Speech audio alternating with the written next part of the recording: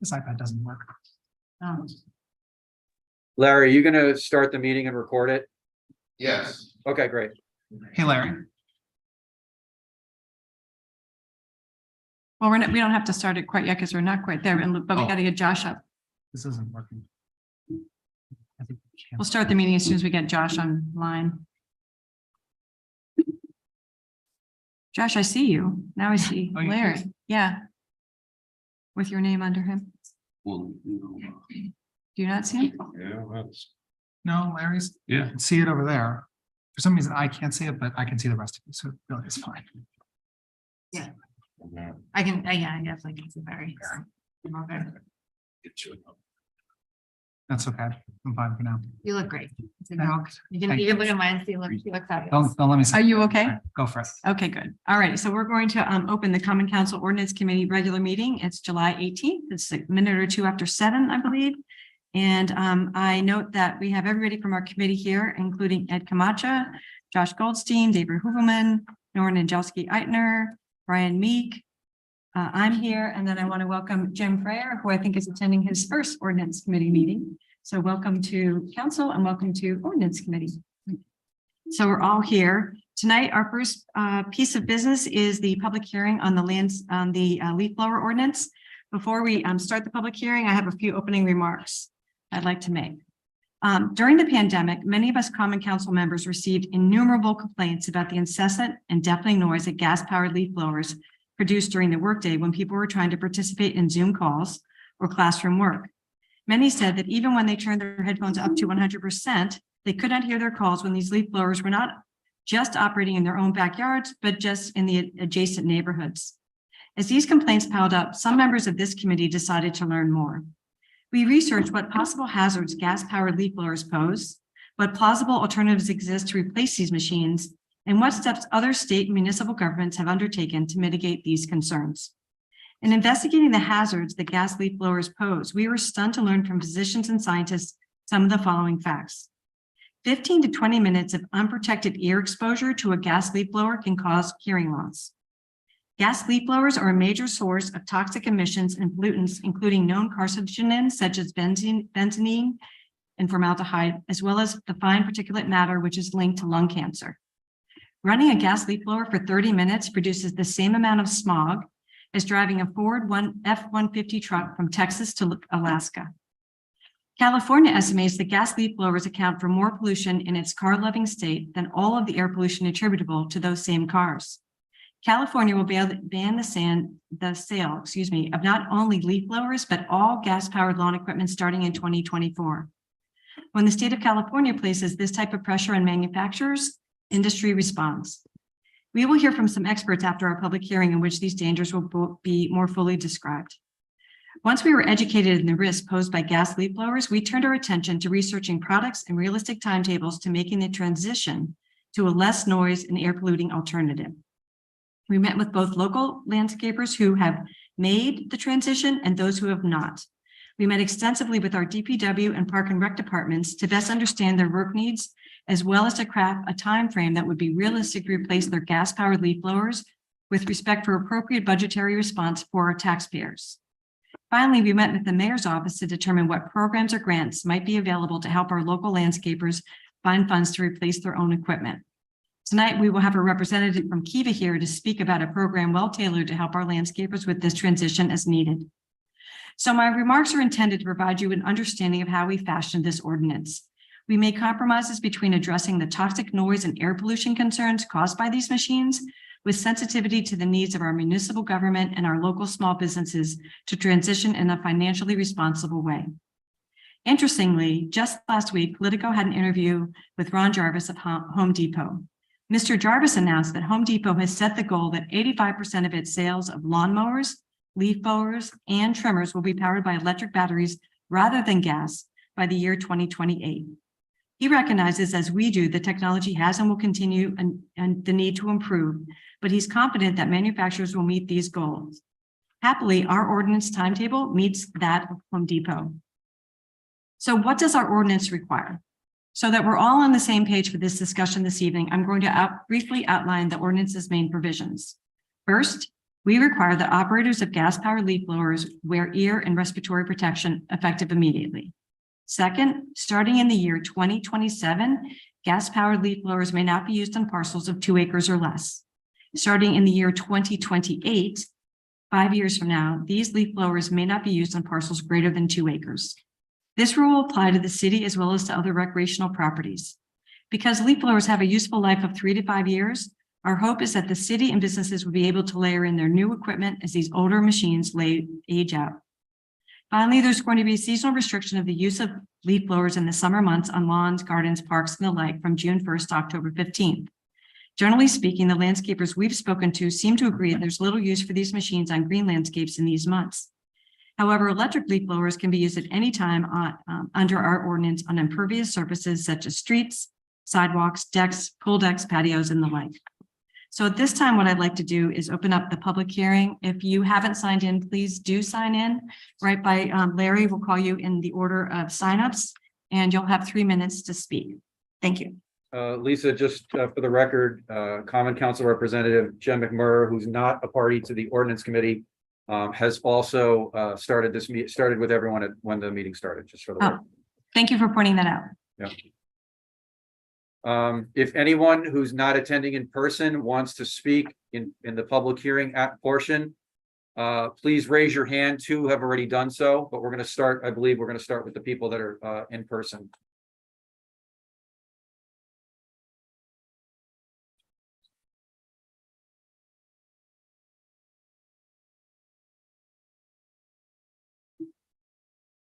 All right, first person we have is Marty Devaney. Please state your name and address for the record and try to keep your comments to 3 minutes.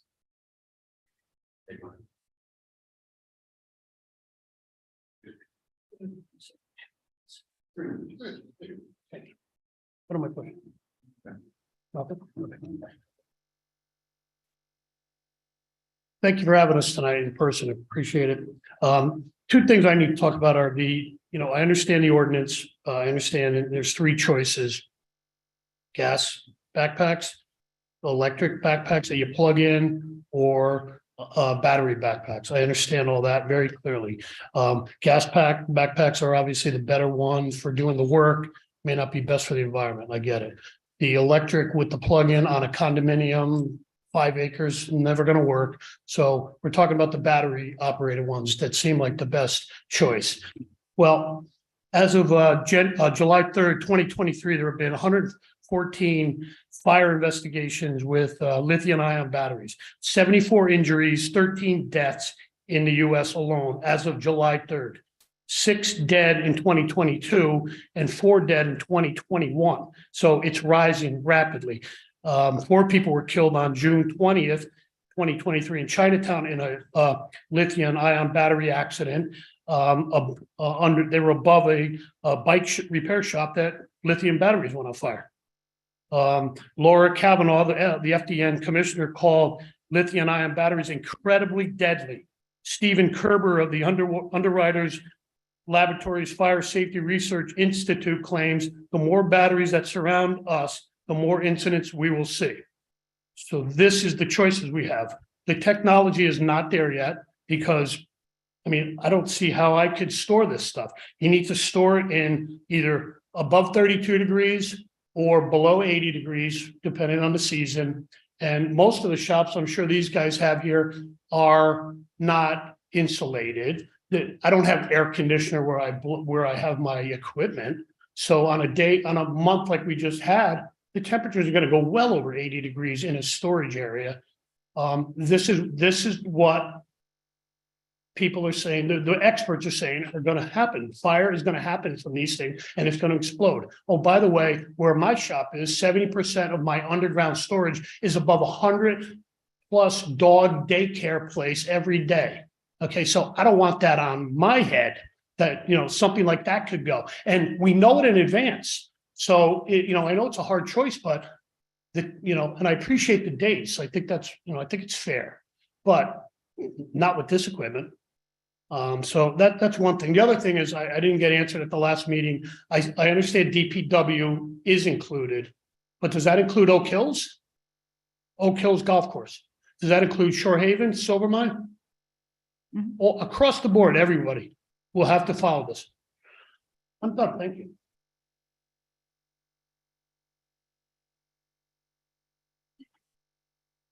Lisa Henderson.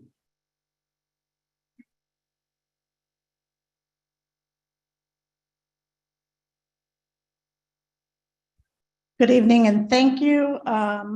Special thank you to Brian Candela for arranging this public hearing in person as well as online. In my opinion, every public hearing should be in person with all members of the committee present. In regard to the leaf blower ban ordinance, I believe that the Ordinance Committee has selectively targeted the landscape industry. There's no reference to arborist and tree care, the masonry industry, paving companies, irrigation companies, rock crushing companies, builders, excavating companies, pool companies, DPW, Parks and Rec, and every other city department. There's no reference to utility companies who often use blowers. How are you going to stop them? Departments of the state of Connecticut, they use leaf blowers when they're cleaning up after the work. How are you going to stop them? You've selectively focused on the one industry that struggles to make a living wage and has many single owner businesses, many not even registered with the city or paying personal property taxes. Many of these businesses are one-man operations with a diesel truck, lawn mowers and a blower in the back of the truck, no business name or logo on the truck. How are you going to enforce that? There's nothing in the ordinance that says who's going to enforce this. I believe I had gotten an email from Nora and it said, you've taken it away from the police department. I don't know, to the blight. We have one blight officer in this city who works about 20 hours who cannot keep up with what we have. So there's no teeth in this ordinance. This is ridiculous at this point. Many of the businesses are minority businesses, especially Hispanic businesses, who are just trying to get by with a week's worth of, customers where they can barely make enough money to pay the bills. How will you enforce your ordinance when the city cannot enforce and collect on what there currently is? You can't, we know that. The committee has made no effort to reach out to the business community, many who do not even speak English, but there are businesses but these are the businesses that are going to suffer the most. I spent time this morning looking at Google and Yelp landscaper businesses in our city. Many Hispanic businesses and minority businesses do not even have a website. And if they do have a website, they don't have an email address or a cell phone number to contact that business. Well, you know what? I think I could take a couple more minutes. I'm sorry. You know what? Even zoning committee lets people, there's few people speaking here. I'm sorry. Many Hispanic businesses do not have a website. Why is it my responsibility to reach out to a community? I do not speak Spanish to try to alert them to this ordinance. My suggestion is that you gather a list of addresses over 500 there are, and send out information in both English and Spanish to engage the community that you're negatively affecting. This doesn't even allow you, to contact homeowners who have lawnmowers, blowers, and everything. There has been zero outreach. Instead, it seems that some people on this committee have reached out to specific special interest groups who are against any business relating to landscaping and the lawn industry. The same thing happened when I emailed the Common Council, and my personal email address was forwarded to a private residence who responded to me. I did not give permission to share my personal information or email address. Ms. Why are Henderson, you you're at selecting- 4.5 minutes now, so if you Good. could just wrap up. I'm going to wrap up. Absolutely. Good. I'm going to wrap up. Quiet. The more you talk to me, the more time it's going to take. Okay. Too bad. No. Ms. Henderson, please just wrap up this. Okay, it's shameful that there are two of us in this room who have reached out to our community, the landscaper community, that we were able to get here tonight on short notice because it's been a secret what's going on. Two of us, you've done nothing to reach out to the community or homeowners. And this ordinance should be tabled at least until the winter time, until you reach out to the community. You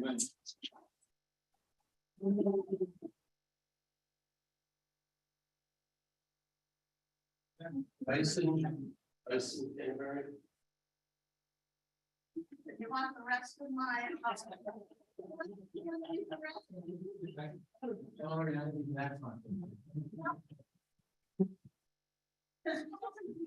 Me and Tyson reached out to a community. Tyson, you'd be so happy, so kind to provide your name and address, please. Yeah, my name's Tyson Canterbury. I live at 34 Esquire Road. I've lived in Norwalk all my life. Quite frankly, I'm disgusted with this whole thing. You talk about Home Depot. We don't shop at Home Depot. We buy commercial machinery. Okay. What landscapers did you talk to? I can bet not one of them in this room did you interview. Some of the top landscapers in the area are sitting in this room.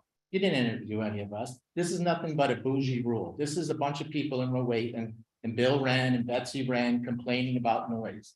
COVID is over. Okay. Yeah, you didn't like the noise during COVID. I get it, but it's over. Okay. My son works for Amazon. He worked out of the house 5 days a week. Guess what? He's down to 1 day a week. He's back in New York. So are a lot of other people. I get it. Noise is interrupting. It interrupts people, but it's no longer. We're going back to normal. Just like the council should be back in this chamber all the time. The mayor should be sitting in here all the time. I'm tired of looking at this screen all the time when I look at a Zoom meeting. It's ridiculous. I'm tired of people sitting here behind the desk. I looked at all your resumes, okay? Not one of them says you were a landscaper.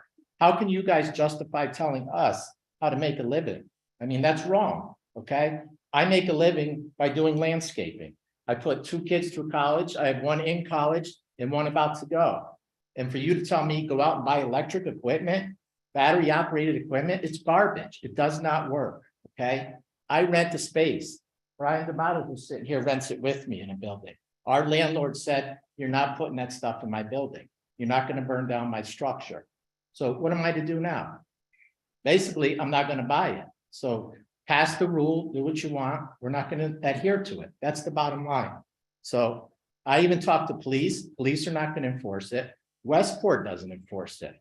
It's just a feel-good rule. So if that's what makes you feel good, go ahead and pass it. But we're not going to follow it because this is the way we feed our house. Okay. This is the way we take care of our children. This is the way our customers like us to take care of their property. We don't recklessly run around and blow and make noise like some of the same 5 or 6 callers. Every time you have a meeting, they call in.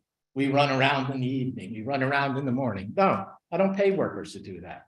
We cut a lawn, we blow off the sidewalk, we blow the driveway, and we leave. We're responsible.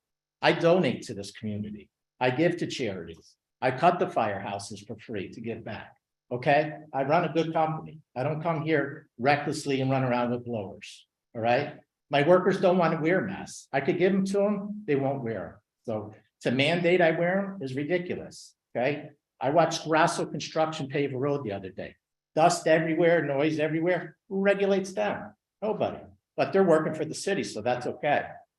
And if you think I believe for a second that Parks and Rec is going to follow this, how are they going to take care of Betts Park, Granbury Park, the beach? How are you going to spend $150,000 to upfit Ken Hughes' building with electricity? You're not going to spend that money. So why are we wasting time in here? It's just ridiculous. That's about all I can say. But look at all the guys in here. We all care. It's how we make a living. Okay.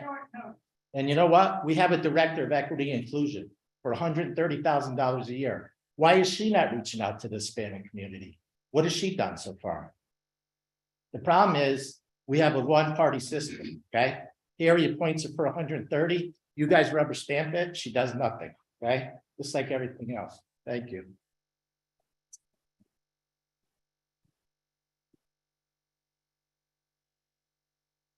Kevin Lucas, and then Chip Kramer. Yeah.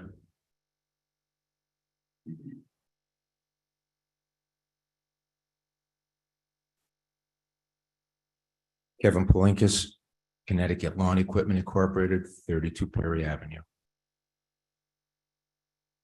I have the longest running lawn equipment business in the city of Norwalk today.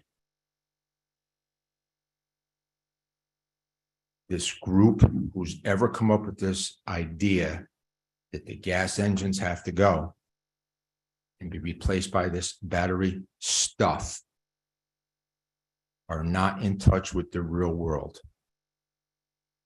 Gasoline is not the most efficient way. However, it's the best way we have now. It's not going to be changed overnight. You're signaling out the landscapers. And I only have about 20% of my business is dealing with commercial landscape. That means the other 80% are homeowners, who the majority of them have no idea this is taking place. You're trying to railroad all of these gentlemen behind me and the young lady into gigantic financial hardship, either going out of business. I don't know where they're going to come up with the money to buy these overly expensive, supposedly great ideas, equipment.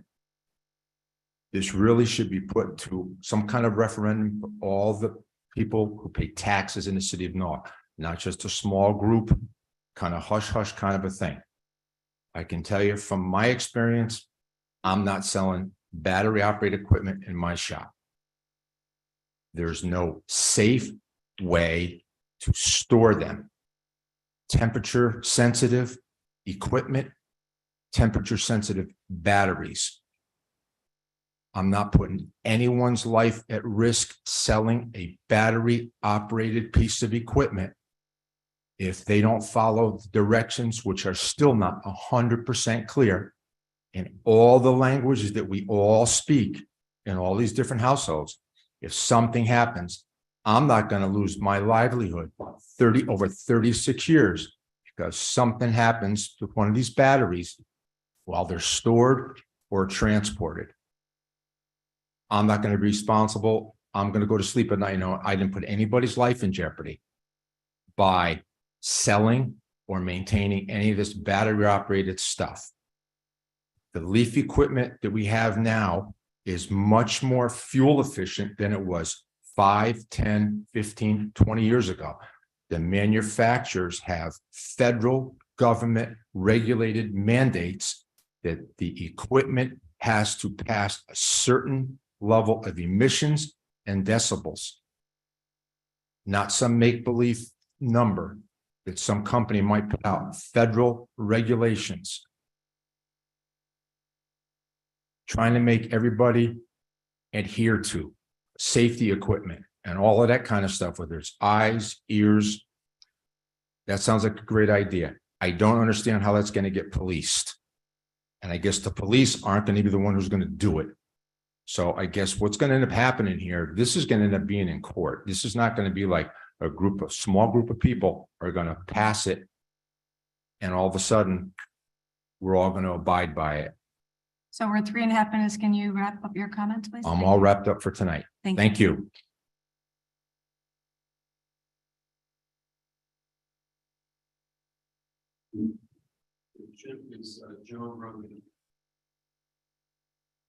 Good evening, folks.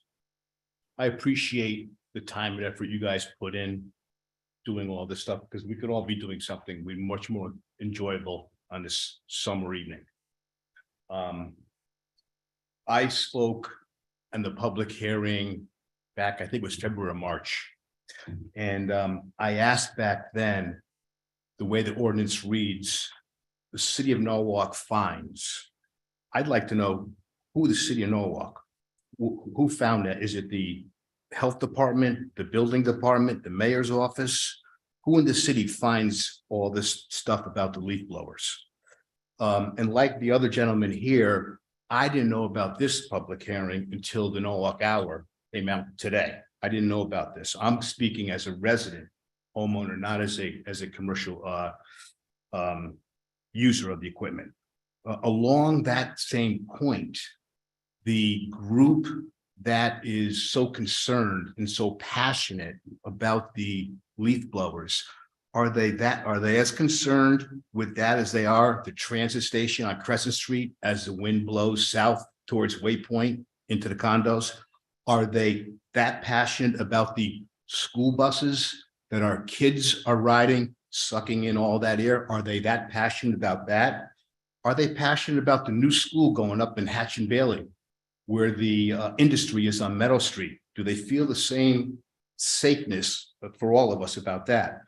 The way that the ordinance reads, you make it sound like not you, but the way the ordinance reads makes it sound like the leaf blower is an assault weapon or something. It's a tool that we've been using for the last 40 plus years. And like any tool, you use it safely, you know how to operate it. You don't put your mouth on the exhaust tank. You don't put, you use it correctly. And you use it with common sense. Another thing, as a landowner and taxpayer in the city of Norwalk, I've got a little piece of property. I use my leaf blower. I got a couple of leaf blowers, mainly in the spring and the fall. I have as much in common with the people, the environmentalists, than they think. We care about the environment. We embrace wildlife. We maintain our property. As far as the landscapers go, you guys should be happy. They get done in 40 minutes, what might take me 3.5 hours. We should embrace these guys. They have a job to do. They get paid to do the job. They just don't sit there to irritate the work from home kid on his little headphones working from home. They get a job, they get it done. They want to get out of there, go on to the next job. They're not going to sit there and dilly-dally. I've lived in Norwalk my entire life, and here's what gets me the most.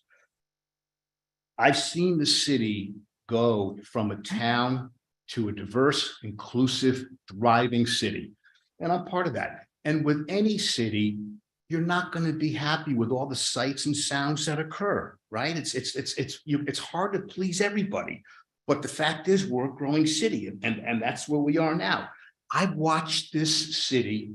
I've watched the leaders develop every square inch of property for paving and more housing and more this and more that, taking away natural barriers. It boggles my mind. And now the Paving and Zoning Committee wanted to rearrange our single residence homes. Mr. Kramer, you're at 4 minutes. If Yeah, you could wrap up. Thank you. I'm there. And now they want to rearrange and they want to put more housing in. It boggles my mind. I'm watching this occur, and you want to say you can't use your leaf blower. It boggles my mind. That's all I want to say. I mean, it amazes me when I see what's going on and how we're attacking this part of it. I understand the restrictions on the noise. I get that. I appreciate the flexibility that you all did, because the original one was different. Now it's getting okay, but an absolute all-out ban. I can see the restrictions on time, on the days, right? But these guys work, and I'm sorry, we have to be respectful of the other. got it. people to speak. But as far as an Thank you. all-out ban, wait for the technology to catch up. I have electric blower. I like it. I use it. We'll all use it. Gotta wait. Let the technology catch up. Thank you.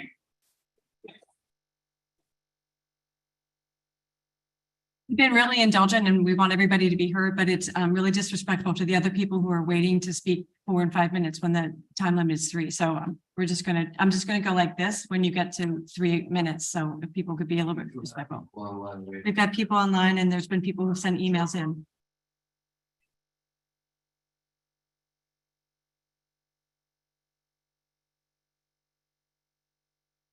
Good evening, Joe Robdu, 17 Richards Lane. I think I'm a little bit younger than most of the people here that are in, opposition to the lawnmower ban. The leaf blower ban. And this is me as the next generation saying we embrace green technology, battery powered stuff, all that kind of advancement in this field as the younger generation. But as the previous speaker said, the technology is not there. I personally, at my own home, I use all electric stuff. I'm constantly changing batteries on 1/10 of an acre. It's constantly being done.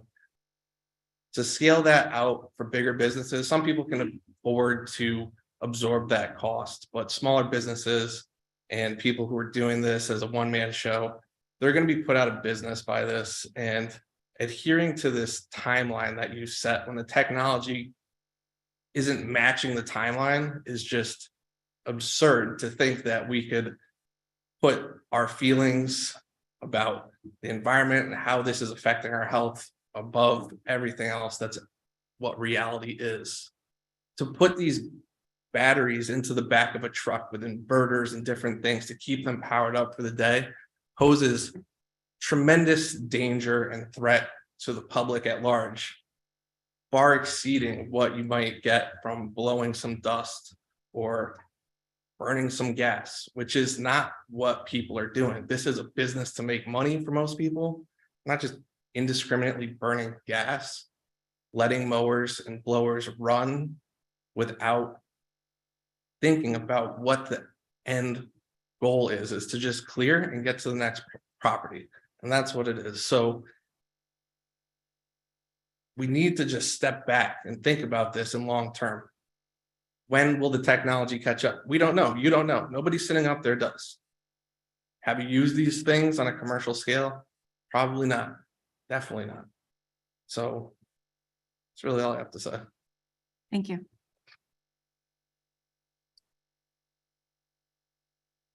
First initial M. No. M.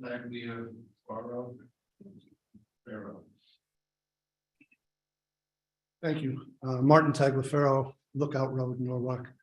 My biggest question is the enforcement of this. How is this going to be enforced? Is the first time a fine? Is the second time confiscating the equipment? Is the third time putting people in jail? Is there going to be a call-in number so that our neighbors can call up to tell which other neighbor is using this thing? I'm just concerned about government power being abused. I've always been concerned about government power being abused, whether it was the mask mandates or whatever.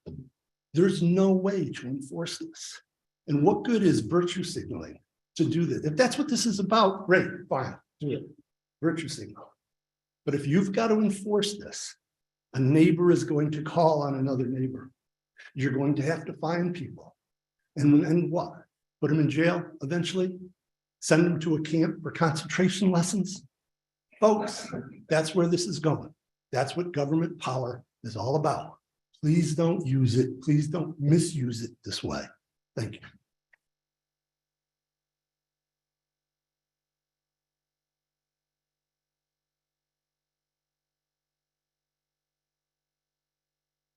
Hello, Council. Thank you for being here.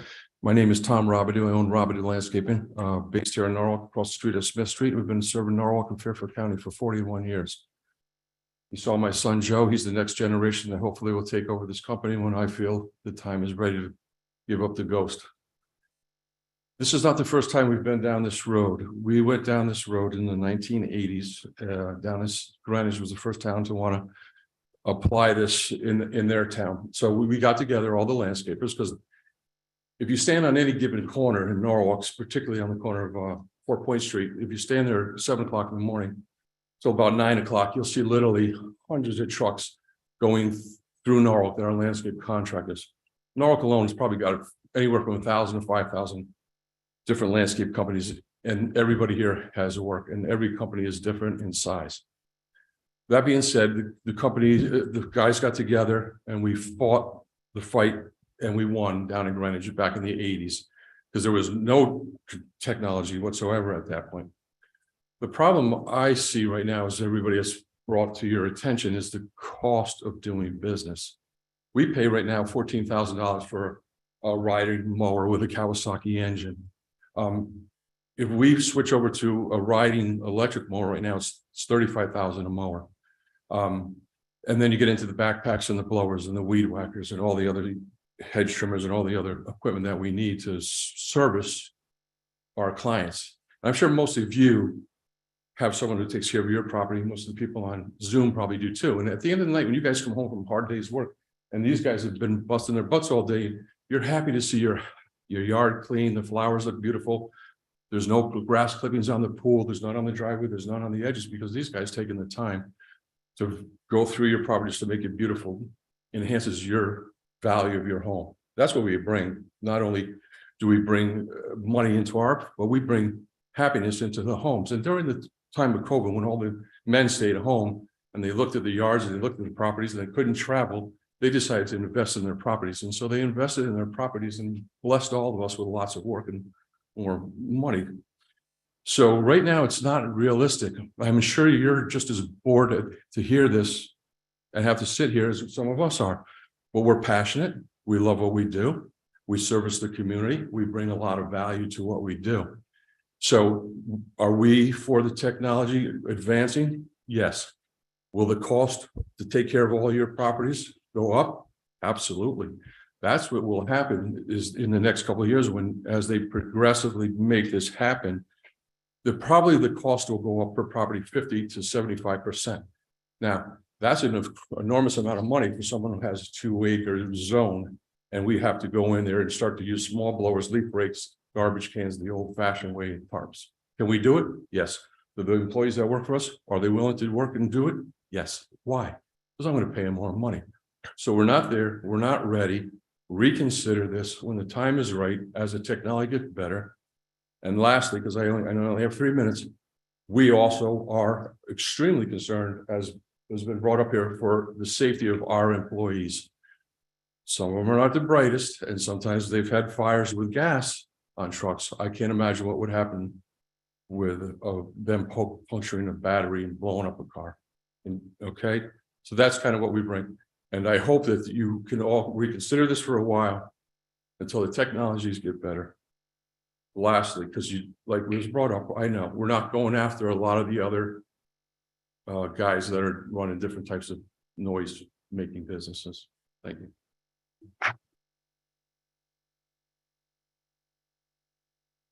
Nicole, please unmute, state your name and address for the record and try to keep it under 3 minutes. Thank you. You're welcome. Hi, my name is Nicole Rivard. I'm speaking on behalf of Friends of Animals. We're an international animal advocacy group. Our 3,000 Connecticut members and our president, Priscilla Farrell, and she lives in Norwalk. You couldn't not think about the climate crisis in early June as a haze and odor of burning wood from wildfires in Canada blanketed our state. And hearing that smoke was elevating fine particle pollution that could impact our heart and cause breathing problems was alarming. Not to mention, you can't pick up a newspaper these days without reading about unprecedented heat waves, extreme flooding, and other results of a planet on the brink. 2 months of rain just fell in only 2 days in Vermont. But there's actually good news. Anyone can help combat the climate crisis by reducing our carbon footprint, and that should be empowering. So if the machines you use in your yard are burning fossil fuels, it's time to replace them with electric versions. That's why Friends of Animals supports the Norwalk Common Council Ordinance Committee passing a ban on gas-powered leaf blowers, but to make it effective sooner than later. We don't have time for a 5-year phase out as proposed. It's outrageous to let an angry mob of commercial landscapers decide whether our communities must breathe in polluted air. This is about doing the least amount of harm possible and getting off a path of destruction. More than 100 cities and towns across the US have already put a gas-powered leaf blower ban in place. One study showed that hydrocarbon emissions from a half hour of yard work with the 2-stroke leaf blower is about the same as a 3,900-mile drive from Texas to Alaska in a Ford pickup truck. Just let that sink in. There's also risk from the dust powerful 2-stroke engines stir up, such as pollen, mold, animal feces, pesticides, not to mention road dust laden with toxic particles from rubber tires. This means an increased risk of asthma, lung cancer, and cardiovascular disease. The most powerful gas-powered leaf blowers can produce air that exceeds 230 miles per hour and sounds as high as 112 decibels. The good news is many electric leaf blowers now offer enough power to get the job done. You just have to read Consumer Reports, but they're quieter and greener. The solution to needing to recharge the battery after an hour is to simply have more batteries on hand. Since wildlife and critical habitat protection is at the core of FOA's mission, we'd be remiss not to mention the damage to biodiversity that all leaf blowers actually does. They blow away all the life in your lawn. For example, the firefly larvae live in the soil eating snails, slugs, worms, and other insects for up to 2 years. So think about the habitat that you're destroying, and some of these species are already threatened with extinction. More than 90% of caterpillars who develop on trees drop to the ground and grow in the surface litter. And these caterpillars are a critical source of food for birds. So just leaving some leaf under trees is at least something that we can do to help preserve biodiversity. I just want to end by saying we should all be doing everything in our power in our own backyards and communities to protect the planet and all the creatures who call it home, including ourselves. And, you know, I've heard so many people talk about they're worried about putting food on their table, and they're worried about their kids, and they're worried about their workers. I mean, I just, they must not We're at be. 3.5 minutes, so if you Oh, could.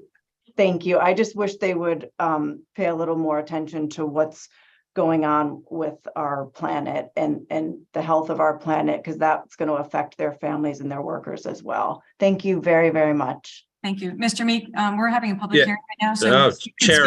Chair, can I ask you, you asked for this conversation to be civil. I just heard reference to a mob of angry landscapers. That is disrespectful and not conductive to this discussion. Please re-emphasize the rules of this meeting. Thank you. I will. Thank you. Now, we all should be respectful to everybody's opinions. There shouldn't be jeering of other people's comments or pejorative comments made about other people's comments. I agree. So who's next, Larry? Kevney Moses, please unmute and keep your comments down to 3 minutes, please. Thank you and good evening, commissioners. My name is Kevney Moses, 13-year resident of Norwalk. And let me first say, I hope it goes without saying, the following statements are based on my opinion and my opinion alone. I oppose this and I urge the commission to vote no. The implementation of such regulations limit the free market choice of both the citizen and the business owner, insofar as the types of businesses a citizen may choose to employ and the equipment the business may choose to operate. The right of these decisions are left normally to the citizen or the business in order for them to make the best choices based on their individual needs. To wit, it may also be that the citizen would prefer not to employ a certain business due to its own choices, such as the use of internal combustion leaf blowers. Aside possibly from the obvious of noise, what is not quantifiable are the ultimate negative impacts of this equipment related to the environment. What is even more opaque is the comparative impact of highly toxic lithium batteries and the mining operations associated with the resource extraction. Just because those operations are distant does not mean that they are environmentally irrelevant. And even more convoluting, let us not forget the majority of the Northeast power grid runs on coal or natural gas, fossil fuels. However, what would be quantifiable is the increase in cost to the consumer by means of costlier, less efficient electric equipment. These costs, while in large part borne to the businesses both in operation and procurement, would be passed to the consumer. Tangentially, if only, for example, it would be nearly certain to assume that this regulation would cause an increase to the maintenance regime for city properties, and that cost would certainly not be absorbed by existing budgets, but rather added to our existing tax burden. With all of the inflation over the past 3 years, this alone should put pause to this initiative.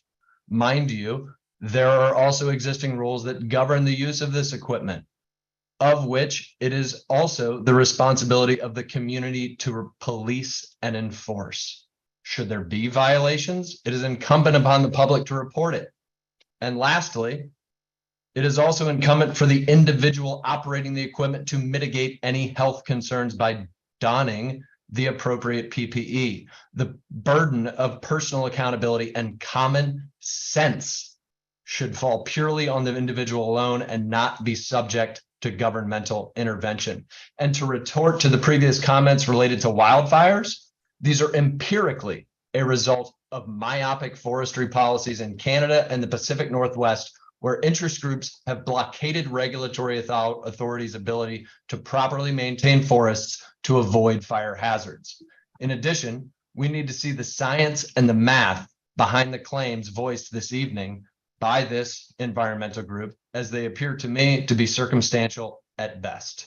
I appreciate your ear, and once again, I urge you to vote no on this regulation. Thank you.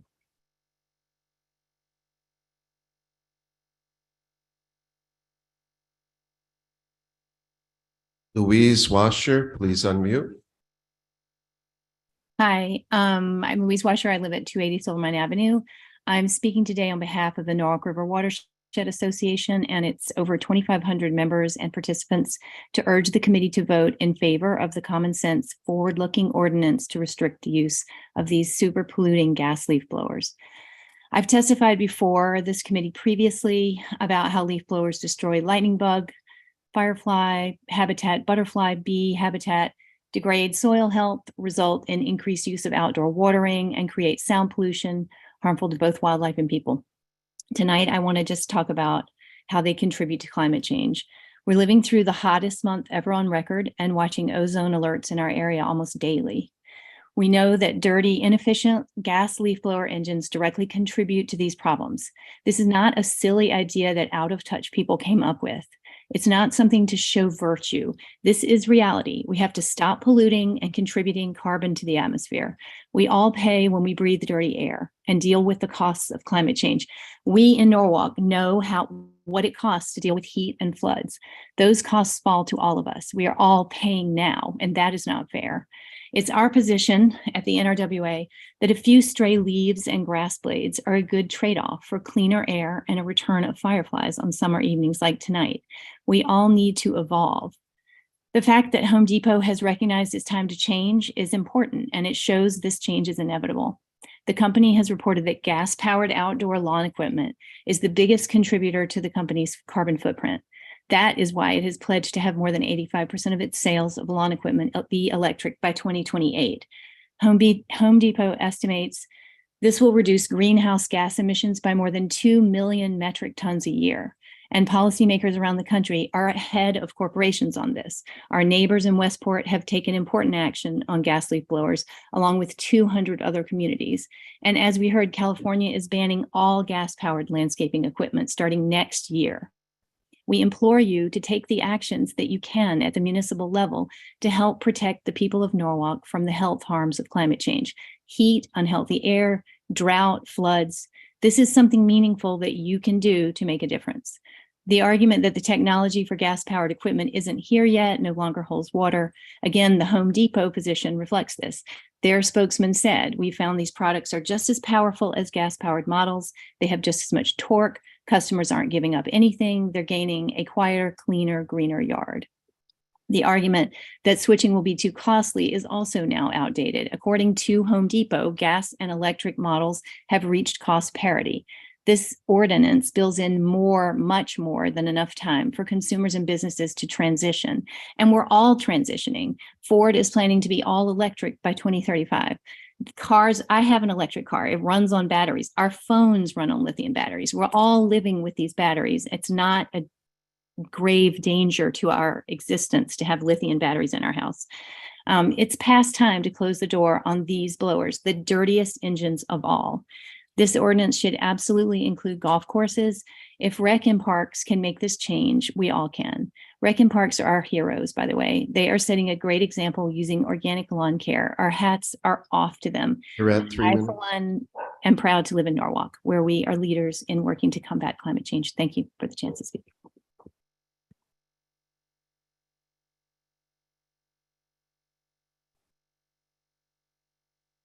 Catherine, you're next. Please unmute. Hi, thank you very much for the opportunity to participate in this hearing. My name is Catherine Salshop. I live at 5 Farm Creek in Norwalk, Connecticut, and I am calling in today as a consumer point of view. Just from our own personal, we have decided to go a few years ago with a lawn provider that focused mostly on organic. But we also said, look, that's not enough to just be organic in terms of the materials that you're putting into our garden. We're also concerned about our pollution. And so us and our neighbors had said to the lawn company in putting out for contract to say that you needed to be electric. So we wanted electric mowers and electric leaf blowers if you wanted to have our business. And the lawn company then switched over for our lawns and went electric. So we use with our landscaper electric leaf blowers, we use electric lawn mowers and hedge trimmers and everything. And they have not had a problem, and they have a growing business because of it. And they have attracted a lot more yards and properties in our area as a result. I think that the challenge is that the technology is antiquated. Most other industries have regulated or managed the emissions federally and otherwise, but the 2-stroke and the 4-stroke engines used in current technology, the leaf blowers, is very dirty. This is a social conversation, but the laws of science are going to be what it is. If you go to climate.nasa.gov, the particle measurement, the latest one is 421 parts per million in our atmosphere. It is going up every month. And that's just a fact. So we can have these social debates, but the reality is that right now over the Arctic, the temperature change, this is on NASA's website. Yes, globally, temperatures have risen 1.6 degrees Fahrenheit, but their average now is 4 degrees Fahrenheit over the Arctic. And we know that being a coastal city, we've got climate change, we've got climate resiliency projects, we're looking at ocean level rise. All these things are linked, and the pollution and the nitrous oxide, because that comes out, is a warming element. So it just accelerates what's going to happen with science. So, I mean, whether you believe it or not, science and the planet will do what they do, and our impact is what our impact is. So it's a question of whether we want to act and do something of what we know from science to mitigate it, or we don't. But, we need to clean up the usage and proliferation of these 2-stroke, 4-stroke engines. And to say that, lithium is more volatile, there's a lot of differences. I would recommend, I'm not an expert, but we have EV cars, to look at the different cell structures, because they're not all the same in terms of the batteries. Fuel's also a volatile substance. And with EV trucks, the last thing I'll say is that you can plug in and recharge the batteries. So it makes it very easy and viable. You're at 3.5 minutes. You don't Please have wrap the it up. maintenance. So anyways, sorry. Thank you very much for the opportunity to speak. AJ Pasuno.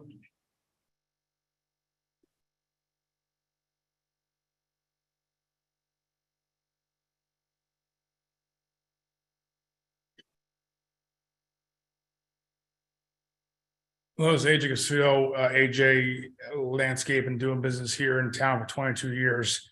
The electric stuff is not efficient enough, and I don't think they make an electric blower that is big enough to do stuff that you asked us to do. Westport banned did backpacks only blowers. You are banning all blowers. So how am I going to do a 2-acre lot with little handheld blowers or all the stuff to do it in time? It's just not going to happen. And the seasons, as whoever's on there, is changed around. We start in March now, and we run to December 30th.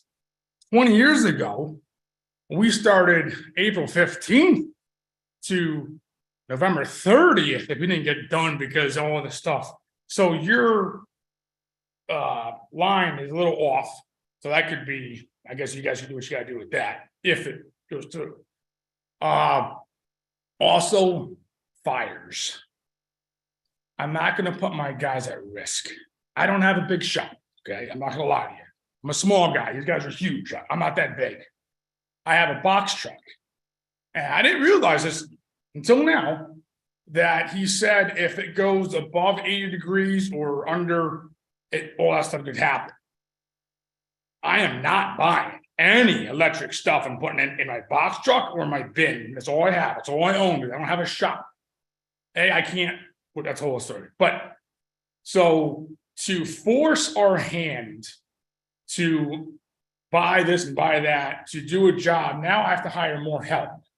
We all know we can't find help. It's a national thing. So now I have to hire 10 more guys to do a job of one guy on one machine. So now it's going to cost us that much more money or that much more in time. And now if we're on our time restriction, now you're just narrowing that gap down even more. And that's so hard for us to operate in that timeline. And also, fires again.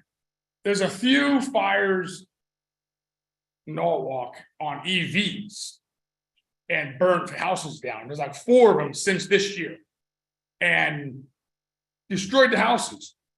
The fire departments are not equipped to put out EV fires. It takes 5,000 gallons of water, being that we're in a drought or you can't have all supplies. It's going to take us that much more time and that much more time to do it all. So think about that too. If everyone's EV, you need to have all the foam stuff that the airports have, which we do not have. Maybe one truck Norwalk has is a Fairfield hazmat big rig, but that's the whole time. So just think about that. Thank you.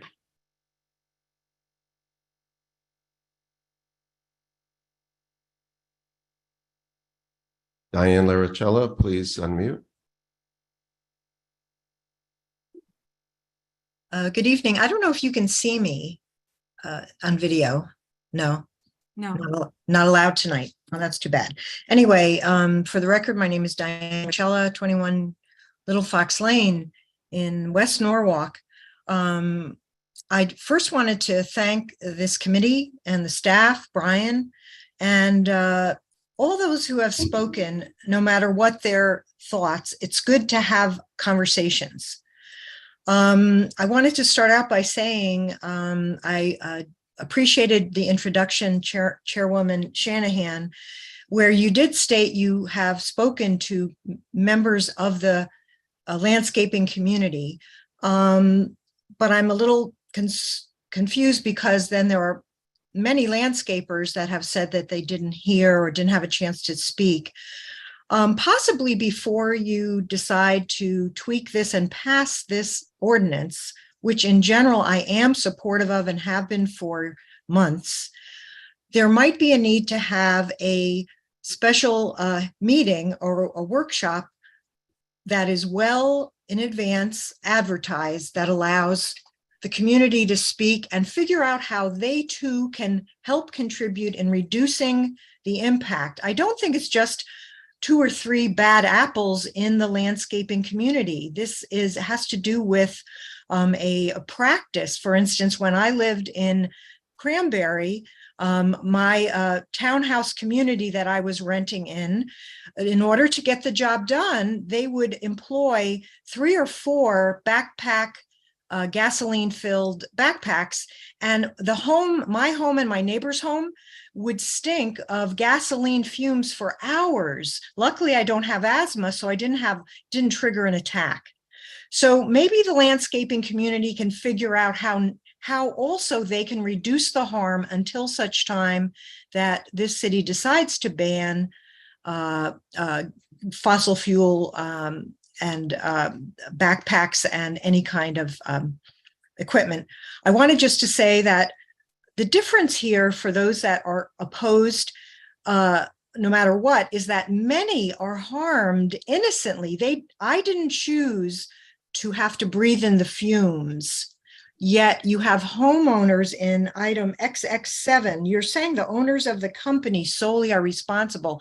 I think the homeowners should also be somewhat responsible because they're hiring the company and they have the power and the right to ask that company, we'd like you to reduce your impact on our neighborhood. I agree with what Ms. Louise Washer from NRWA and also other speakers about the environmental impacts. Those are correct. And I wanted to say those that think that lithium batteries and where they're extracted is the only issue here, you have to also admit gasoline extraction has even more harm, much more harm. And quite frankly, lithium batteries that are illegal are the ones that are catching on fire. If they are UI approved, so maybe before you pass this, please ask the fire marshal to come speak with you about the truth about lithium batteries that are proper. And we want to help the landscape division, the landscape companies. You're at 3 minutes. I will wrap up. To transition, I do think they do need and deserve help with this financially and also education wise. I wanted to ask that in XX3, please reduce the amount of time. Why should people have to wait 5 years? I ask that you reduce it by 1 year for both categories. And you also change in XX5B, blowing on pavement and hard impervious surfaces is a problem as well. I do think that we should try to keep that down as even, I think that's even more important than using blowers on grass, quite frankly. So I'd like you to go back to the drawing board. You have 4 minutes. Thank you. And Yeah, we have to have you wrap up, please. Okay, and thank you very much for the work that you're doing.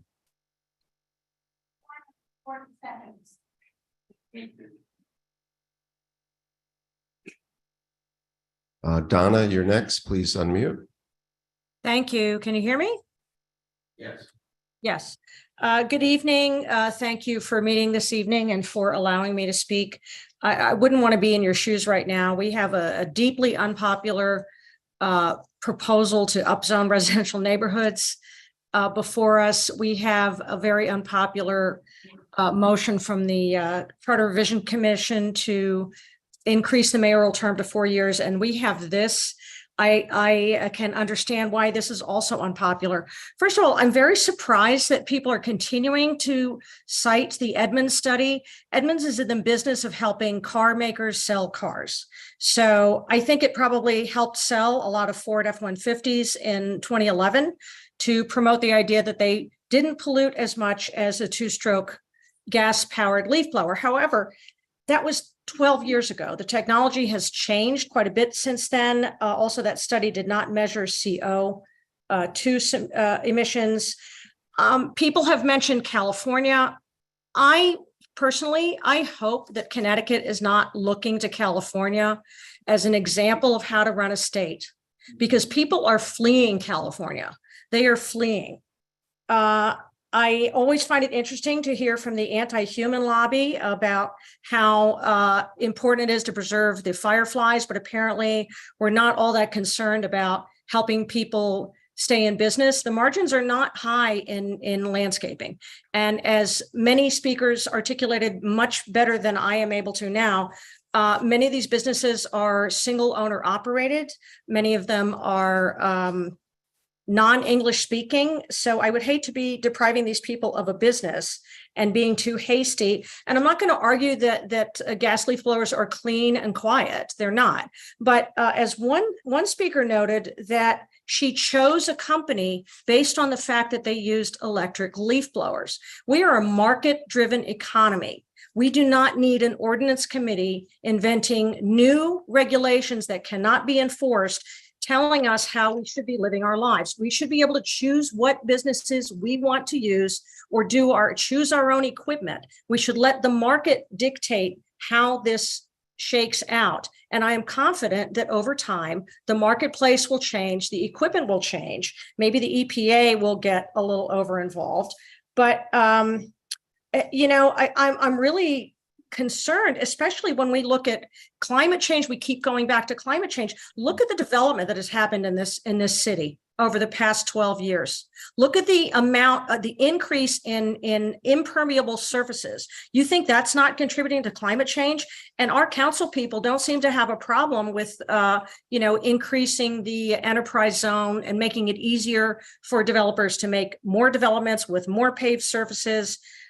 So I don't know, there's something about this that just doesn't make any sense to me. And I agree with everyone who said this is not enforceable. It is absolutely not enforceable. Please So wrap up. You're at 2 minutes. I cannot support this. I know you don't care what I think, but I do not support this ordinance as is. And I would rather the ordinance committee do less. I think you guys need to give yourselves a break, give yourselves a pat on the back, take a step back, do less work, fewer ordinances. You'd make a lot of people happy. Thank you.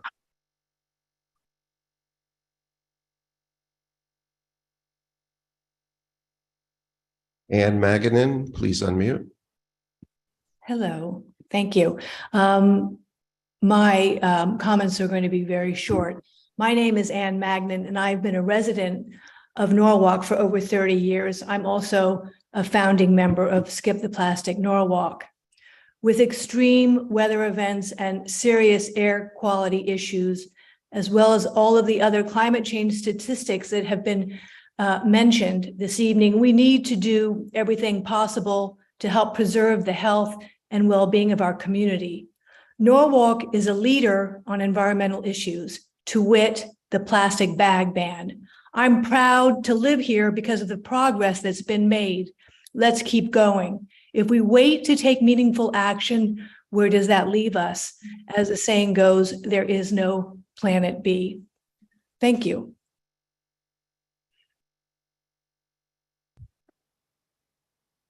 Are there any other speakers with their hands If raised? anyone else would like to speak, please raise your hand electronically. I see a few people dialed in.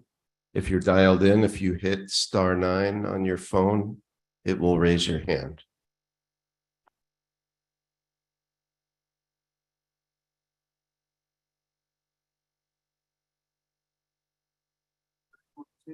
Next, we have Margot. Please unmute. Hi, actually, it's going to be my husband, David, who's going to speak. David Eprecht from Highland Avenue. Hi, I just walked in, so I don't know if this has been mentioned up to now, but I think, the blowing, if that's what we're talking about tonight, has gotten out of hand. Everybody spends too much time with the blowers, making too much noise, polluting the air with both the noise and the fumes. It's not really fair, especially on the weekends when, the landscapers come so early in the morning or even in the afternoon. I'm definitely for limiting or eliminating the blowing of yards at certain times. And I think, it's something that we need to do. I think everybody's had enough. That's all. Thank you. And I just like to add, and this is Margot, that I really feel that the part of the ordinance that asks for safety for the workers who are operating these is very important. And, the consequences of the health dangers that they're being subjected to are ones that we will all feel down the road. And because landscapers are only paying them their wages today, they're not actually paying for the full damage that they're doing to these workers who are being subjected to sounds that could affect their hearing and also fumes that affect their daily life as well as potentially their long-term health. Thank you. One more thing, or no? Oh.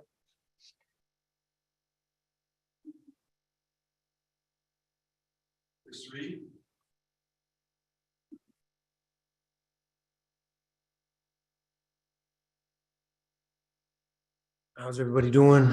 Chris, Rees Landscaping, 5 Alvin Drive, Norwalk. Been in business for over 23 years. I think one of the things I want to cover is we're not opposed to something that's better for humanity or whatever, or the environment.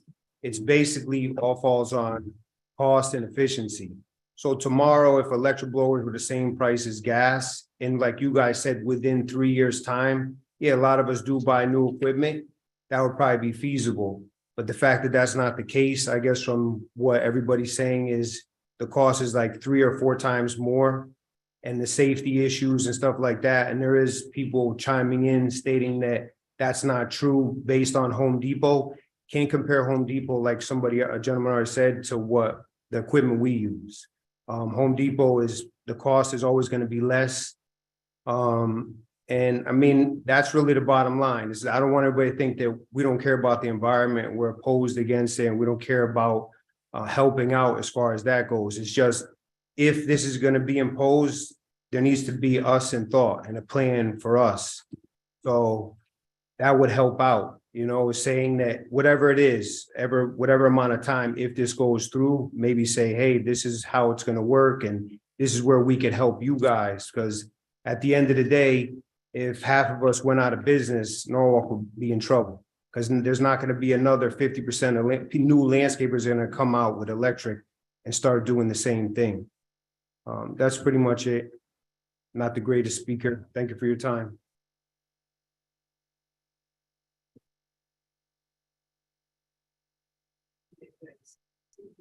Is that it, Larry? Yes. Okay. Oh, wait, no, I think that there's, We got one more, Diane.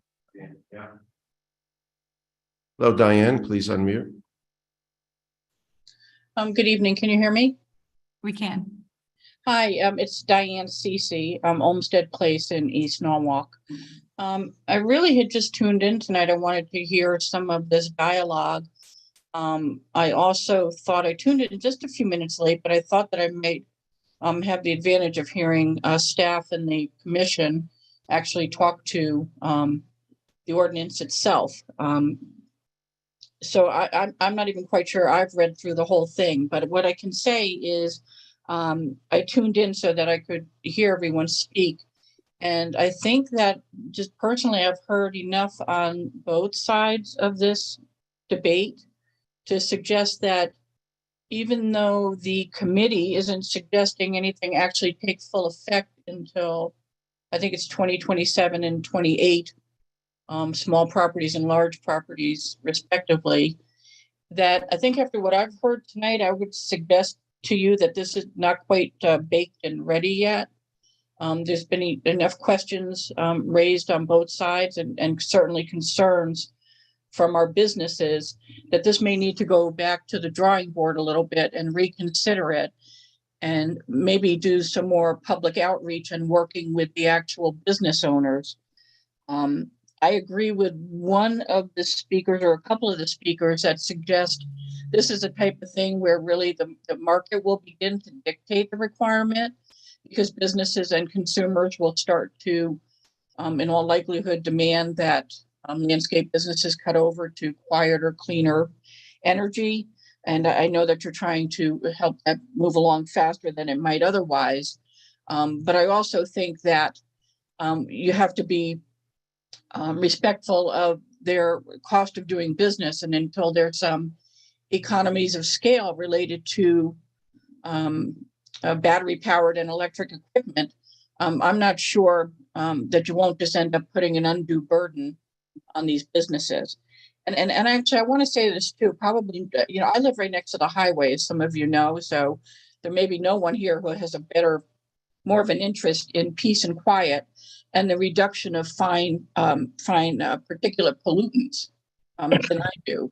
And I would certainly love to see something quiet and clean. But I do respect the business owners and hearing their concerns. I hope that the committee tables this and puts it out for further consideration. I also want to say, I don't think there's any kind of, I'll use the word old timers with respect, but I don't think there's any old timers here on the committee, but for as long as I've been involved in government, I've been kind of barking about ordinances for the sake of ordinances, where there's really no enforcement. And sadly, we have a lot of ordinances in Norwalk that never. Diane, you're at 3 minutes, please. Thank you, Larry. Sorry about that. That really don't have any enforcement value. So I'm not quite sure what the purpose of this is. The enforcement that ends up happening in all the ordinances that we have that aren't enforceable, either because of budgets or staffing, etc., end up falling to pitting neighbors against neighbors, where you have residents filing complaints and then hoping for someone out to come out and enforce it. And it would make me sad to see this be yet another one that creates that environment in Norwalk. So again, I would urge you to, I wasn't sure if you were going to vote on this tonight, Mrs. Shanahan, but possibly to table it and send it back for more consideration and more public outreach. And thank you. Thank you.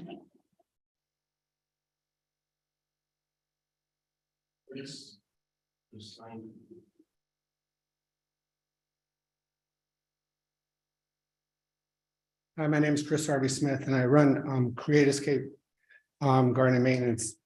And I really don't want to be here. I really don't want to be speaking right now, but I feel I have to. I love the environment. I love our country. I love our planet. I predate backpacks. A weed whacker for me was this.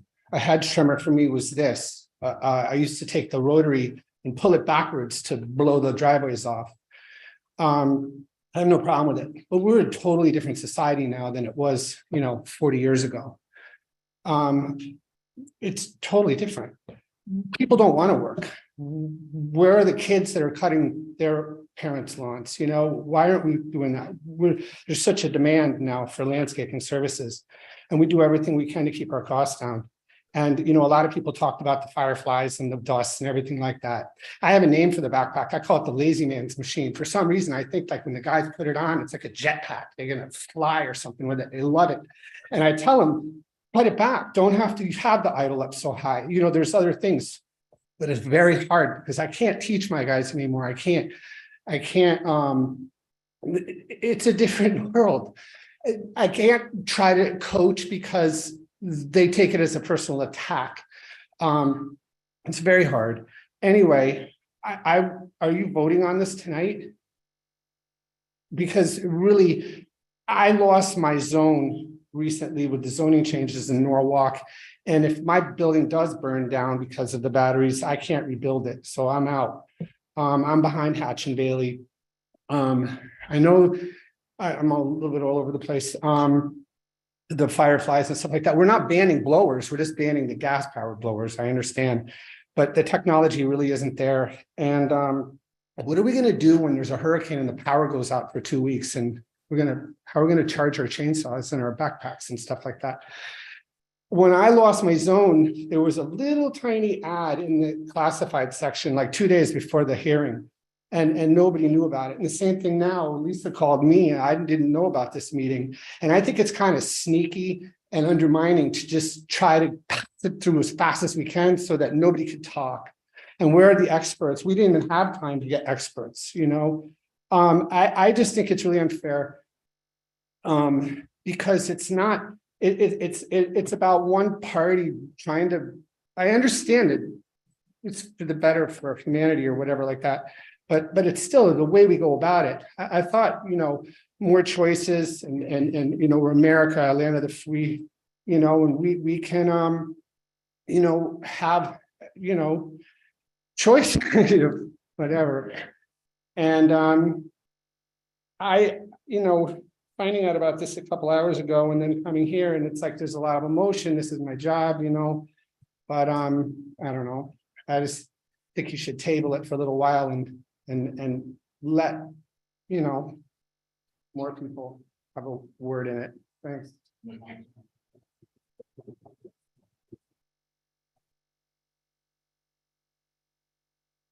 There's no one else. Okay, so Brian, you had some written comments that we need to cover?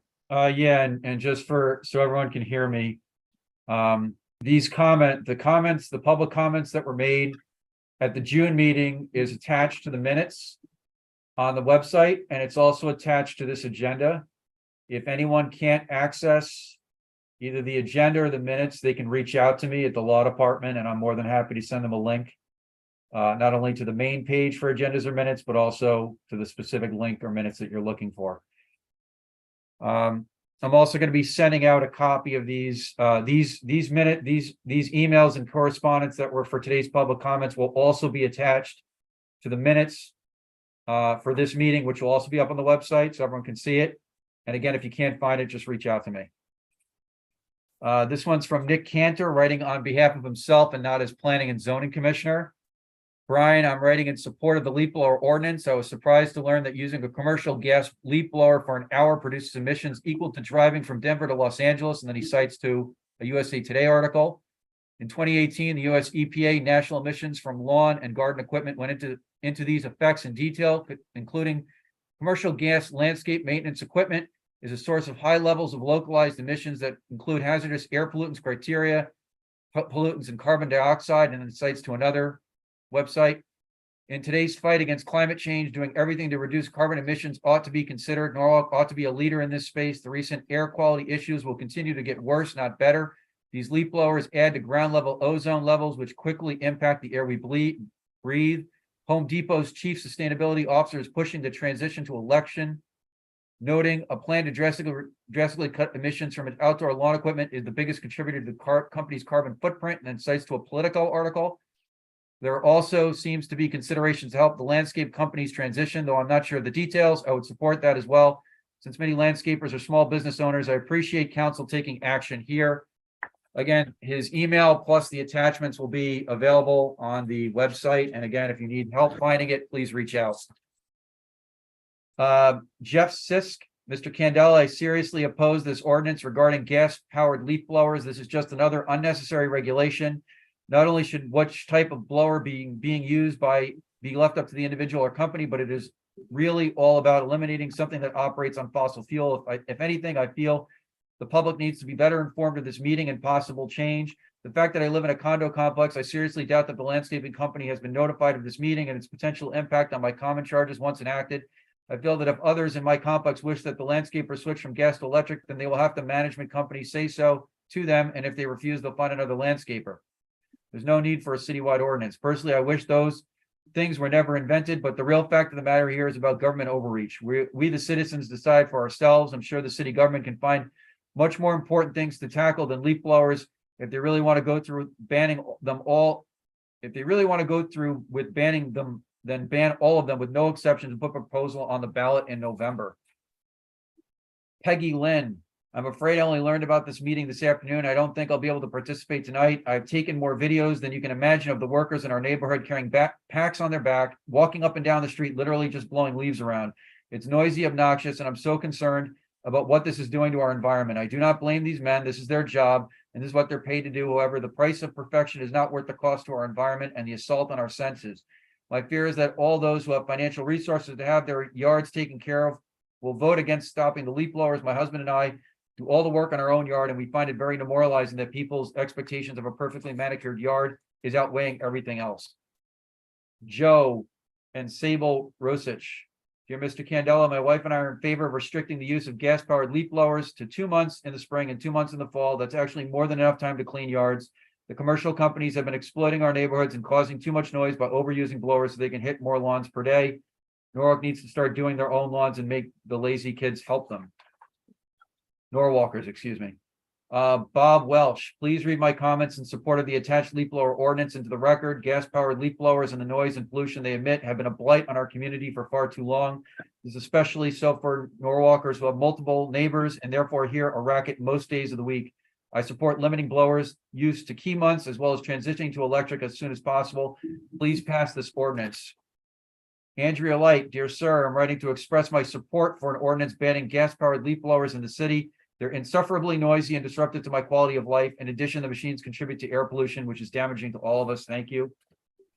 William Wren, dear Mr. Candela, members of the council, my wife and I have endured years of unacceptable noise and pollution produced by gas-powered leaf blowers. While the roar and stench were once something we endured only in the spring and fall, leaf blowers are now a year-round nuisance. Please watch this video for a taste of the horror and show many Norwalk residents have to put up with even on summer weekends. We greatly appreciate the council addressing this issue regarding the proposed ordinance. We strongly believe that the timetable for the ban on summer blowing should be September 23 rather than 24. We also believe that the total ban on gas-powered blowers should become law in 2025 rather than 2027 and 2028. The electrically powered leaf blowers are also already powerful enough for professional lawn care and provide cleaner, quieter, and safer alternatives to using gas-powered devices.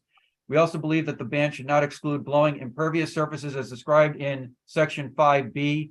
Blowing a driveway or sidewalk produces the same noxious noise and pollution as blowing a lawn, so should also be prohibited. Thank you for your consideration. And then he asked me to play this video, which I will try. I don't know that it's going to work.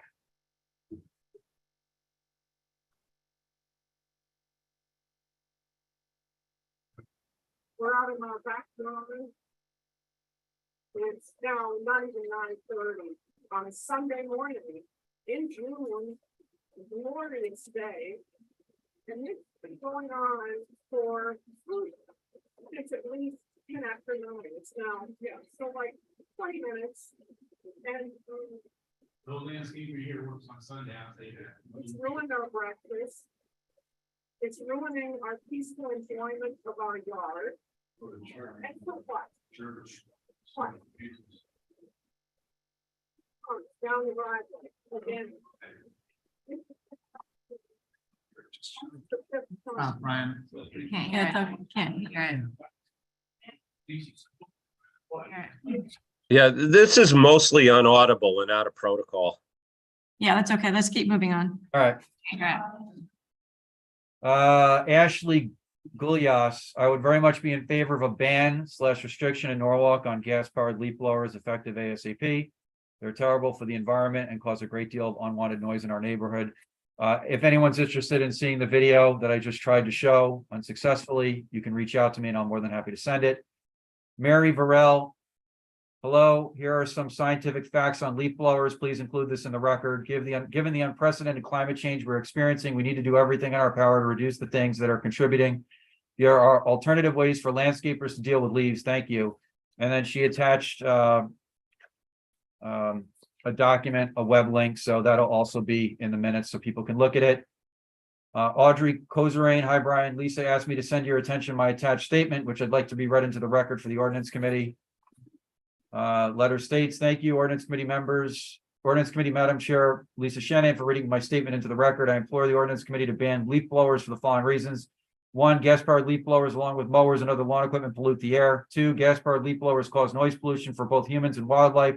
3, gas-powered leaf blowers are toxic and dangerous for workers using them for the above 2 reasons. 4, leaves do not need to be removed in many cases. Leaves can be left on the ground in many more areas. According to current environmental stewardship practices, they provide nutrients for the soil and shelter for wildlife. 5, and both gas-powered and electric leaf blowers cause harm and death to insects and small animals, and that is where I draw the line. The planet is cooking and flooding. Perhaps the lowly leaf blower seems a small fry for the Common Council to discuss, but the stakes for the earth, which include human beings, are exceedingly high, and we need to change on all levels. Leaf blowers and other landscaping machines might get the job done faster, but at what cost? What about using rakes, which are quite effective and provide a healthy workout? Is a machine always the best answer? As St. Augustine said, nature is God's first Bible. Leaf blowers are so outside of the natural world, and as are so many facets of our modern life, that we are barely connected to God's creation and are now reaping disastrous results. Extreme heat is blamed on the burning of fossil fuels. Let's ban gas-powered leaf blowers now, not years from now. Thank you for your courage tonight in doing the right thing. Greg's Landscaping. I don't know his last name. It's just Greg's Landscaping. I don't think this is good for lawn and property maintenance company. People who hire a lawn company should have to go through a background check or something. And then Michael Cohen. I'm a resident of Norwalk, residing at 406 Silver Creek Lane in Norwalk. I recommend the following modifications to the proposed leaf blower ordinance. Firstly, I would limit its application to properties of less than 10 acres. The reason for doing so is the scale required to care for properties of a larger size and the impracticalities of maintaining a large fleet of electric leaf blowers with constant need of recharge. Additionally, there are risks at the point of charging that mostly relate to fire hazard. For a large-scale lithium battery recharge, more needs to be considered than just the procurement of new equipment. Time needs to be allowed for new technology to develop in safe battery storage and charging. These risks are substantially mitigated for single small properties requiring at most one leaf blower, but for larger properties seems very impractical and potentially dangerous along a different vector for larger landscapers servicing the larger properties. We can substantially win as a community by winning on a single lot residences, but like Westport, which recognized the need to exempt itself over use in its own parks and recreational facilities relating to the cost and complexity, we should recognize that applying this to larger properties imposes risks as well and is just not practical. I would strike entirely the section on the allowable times of the year for use. This seems to be a regulatory overreach. There are often good reasons to use a leaf blower during the summer months. Bear in mind that many also operate in reverse and collect garden debris. Think this is a step too far. He makes the following change in section 3 of the proposed ordinance, but less than 10 acres. And in section 5, he just crossed out the entirety of it. So again, just for everyone, all of these emails will be attached and are available. If you can't find them, reach out to me. And the public comment, the written public comment from the last meeting is also available on the website. And again, if you cannot locate it, please reach out to me and I'm more than happy to send you a copy. And that is all of the written documents that I received in preparation for tonight's meeting. Thanks, Brian. Brian, we're going to move on to our to Dr. Evans, if that's okay, unless you have a quick comment you'd like to make. Your hand's up. Myself, I had questions for council. I don't know if you wanted to do this after minutes. You have an item on here that says. No, I want to do this after the people who are testifying. We have some expert testimony, so we're going to let that happen next, and then we can go into the conversation among the committee members. Yep. So our first speaker is going to be Dr. Sarah Evans. She's an assistant professor of environmental medicine and public health at the Icahn School of Medicine at Mount Sinai. Her research focuses on the impacts of early life environmental exposures on child development. As faculty to the Region 2 Pediatric Environmental Health Specialty Unit and the New York State Centers for Excellence in Environmental Health, Dr. Evans advises families and communities on steps they can take to create a safer environment. She's a trusted voice on the health effects of environmental exposures and what individuals can do to protect their own health and advocate for healthier policies in their local communities. Dr. Evans obtained her doctorate in neuroscience from Cornell Medical College and her master's in public health from Mount Sinai, where she completed a 3-year fellowship in environmental pediatrics. We're lucky that she also is a former Norwalk resident. She spoke earlier, and one of the reasons why we're having her come back is that we have a couple of new committee members who weren't able to be at the original hearing in November. Just for the record, this is the 4th hearing that we've had on the leaf blower ordinance. This isn't something that we just pulled up. We started this work in November. So she joined us in November, and she's nice enough again to join us this evening in July. Thank you. Thanks, Lisa. Can you see my screen? We can. Does it look like the full screen view? Yes. It looks correct. Okay, great. Thank you so much. So as Lisa said, I'm Dr. Sarah Evans. I'm an assistant professor of environmental medicine and public health in New York City at the Icahn School of Medicine at Mount Sinai, but I also was a Norwalk resident for several years. I live in Fairfield with my family now, and so I do understand many of the challenges that you all are facing on both sides of this issue. And so I was asked to speak tonight in a professional capacity related to what we know to be the health impacts of gas-powered leaf blowers. I'm not going to speak to the specifics of this ordinance, which is really the purview of the council. But I do hope that what I can do is share some of the data and some of the science around why we feel that it is important to change the way we utilize this equipment. And that is largely to protect many of the people that we heard from tonight, the landscapers and the workers. Sorry. So as I mentioned, I work at Mount Sinai. I do research on environmental exposures and health outcomes. And I work with a team of not only pediatricians, but also industrial hygienists and occupational medicine doctors. So we do really focus on worker health in addition to child health and community health.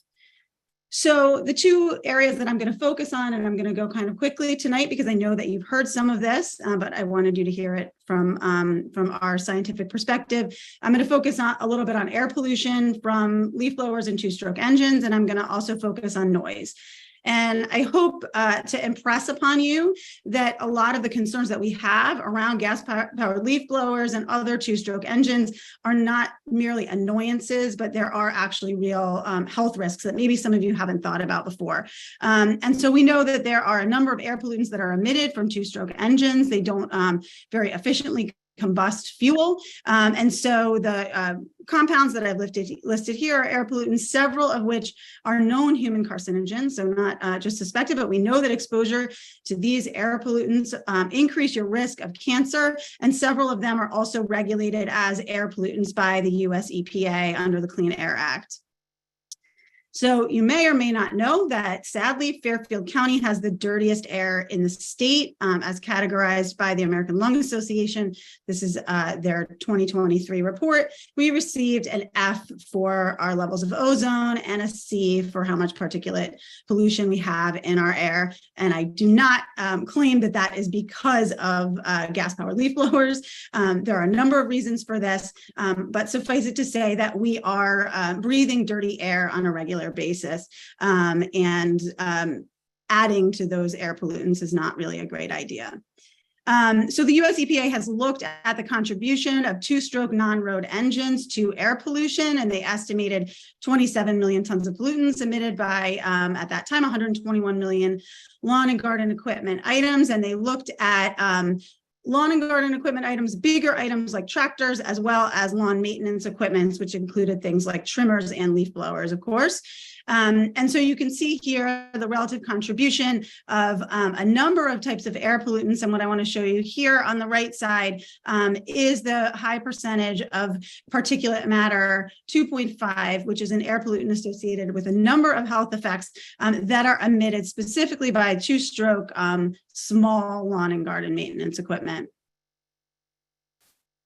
And so the health effects of air pollution go beyond things like asthma and respiratory effects.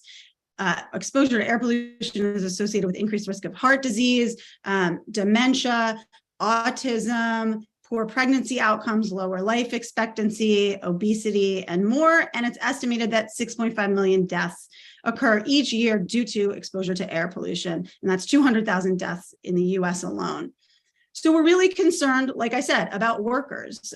So the workers that are here in this audience, I hope you're still there listening, are the ones who are at highest risk from these exposures. Also people with pre-existing conditions, and of course, young children, pregnant women, and the elderly. And why are we concerned about these populations and these pollutants in general? So I want you to appreciate what happens when we breathe in particulate matter. So these are very, very fine particles that are in the air that are released by gas-powered leaf blowers. And those very small, fine particles can penetrate deep into the lungs.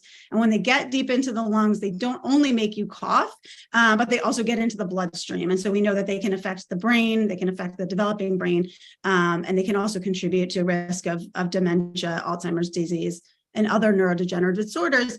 And in children, air pollution in general is thought to contribute to 1 in 10 deaths in children under 5 years. 600,000 deaths in children under 15, and obviously plays a major role in respiratory illnesses. But so what about workers who are exposed to higher levels of these non-road sources of air pollutants, like from lawn and garden equipment?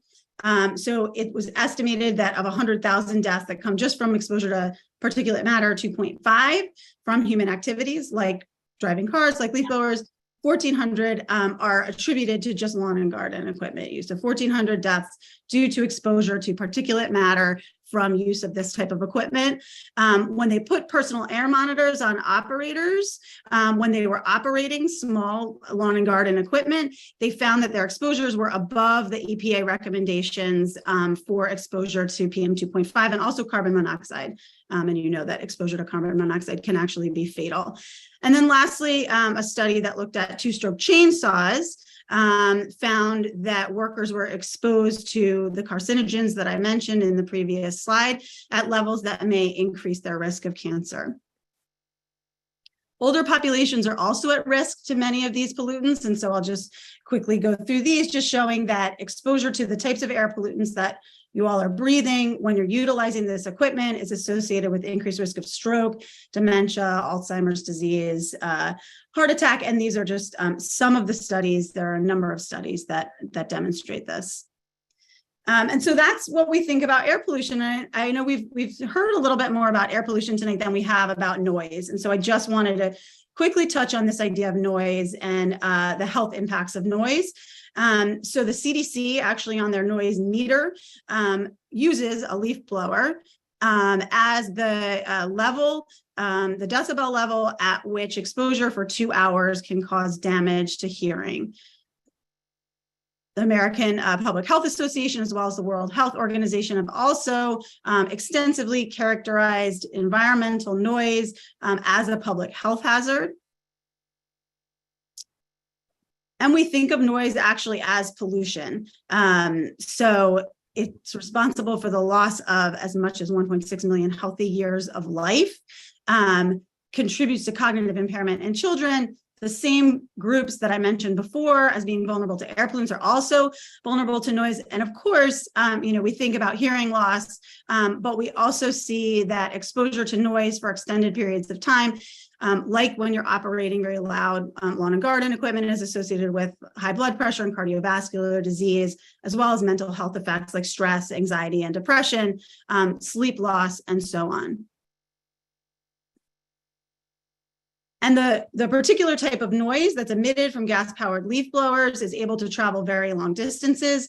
So it's obviously very loud at the point of the operator at levels which will cause hearing damage and some of those other health effects that I mentioned. But because of the low frequency nature of it, it also travels very far. So that low frequency level that's shown here in the blue line travels greater distances and still sounds louder further away than some higher frequency types of noise. And then this is just a couple, I just wanted to run through these really quickly, showing you again that there is data in the peer-reviewed scientific literature to show the impacts of noise, like what many of us experience when we have leaf blowers going in our yard or when we're actually operating them. And so twice the risk of depression and anxiety was found in a very large study of 15,000 individuals exposed to noise. Again, cardiovascular health, increased blood pressure, and risk of major adverse cardiovascular events like heart attack were associated, even when they looked at individuals who were exposed to noise greater than 55 decibels. And we saw on the chart that I showed before from the CDC that an average noise level from a gas-powered leaf blower is on the order of 90 decibels. So again, don't need to belabor this, but just to show you that we actually have a mechanism through which we know that noise impacts the stress response, which can then contribute not only to mental health problems, but also to cardiovascular disease, heart attack, and stroke. Older populations are particularly at risk, again, with increased risk of cognitive impairment, Alzheimer's disease, and dementia with exposure to noise. And this is just an example of a program that we have at Mount Sinai, which is called a Prescription for Prevention program, where we determine what sorts of environmental risks exist in an individual's environment, in their work environment, or in their home environment. And we actually have a prescription for noise and how, recommending that individuals limit their exposure to noise. And of course, we see indirect health effects from the use of fossil fuel dependent equipment in the form of climate change and all of the myriad health impacts that climate change itself has. We're seeing this now with heat, flooding, loss of homes and property, increased tick seasons, and so on and so forth. And we heard mention of this as well. And just to say that that there are also benefits of supporting biodiversity and supporting pollinator habitats beyond the beauty that it brings in terms of providing things like food and medicine, but also mitigating climate change through healthy soils, which pull carbon out of the air. And so we have additional materials, which if you scan the QR code related to a number of environmental exposures, not at all limited to leaf blowers and air pollution, if anyone is interested.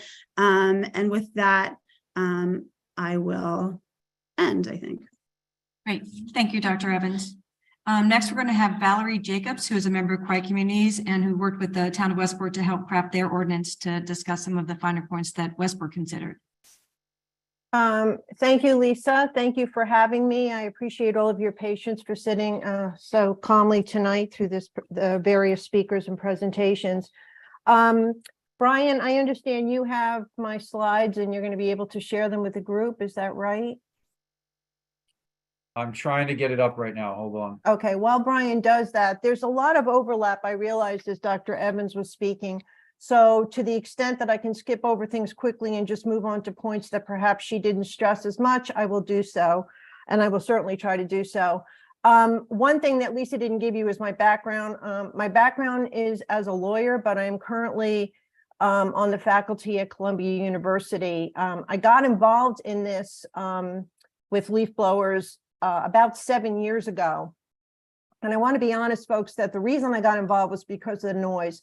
But once I started to get involved and do the research, I realized that it wasn't just noise, which is a huge health problem, but it's also about pollution and climate change. And I want to go through some of those issues tonight.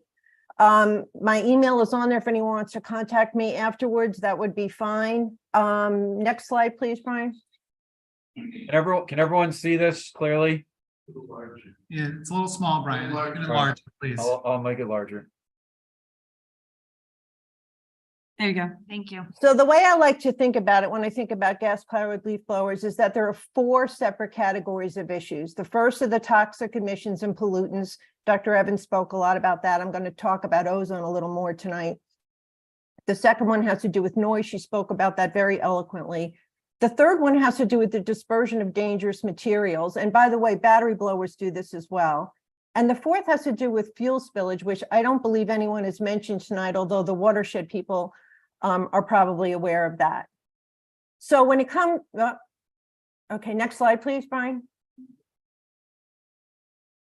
Toxic emissions. Two-stroke engines are huge sources of benzene, butadiene, and formaldehyde, 3 of the most carcinogenic materials on the planet, as well as fine particulate matter. Dr. Evans spoke about that. One of the things I want to stress about fine particulate matter is that you can, if it's out there and you breathe it in, it's going into your lung tissue, unless you're wearing an N95 mask, and even then, there are people who say it won't prevent it, and it does go into the bloodstream. It is directly linked to lung cancer as well as bladder cancer. It's particularly dangerous for children, as she indicated. Lest you think that gas leaf blowers are not a problem, I'd like to point out that the number of particles, it's actually on a couple of slides in advance, but I'll mention it now. One leaf blower typically produces 30 million micrograms of PM 2.5 every hour.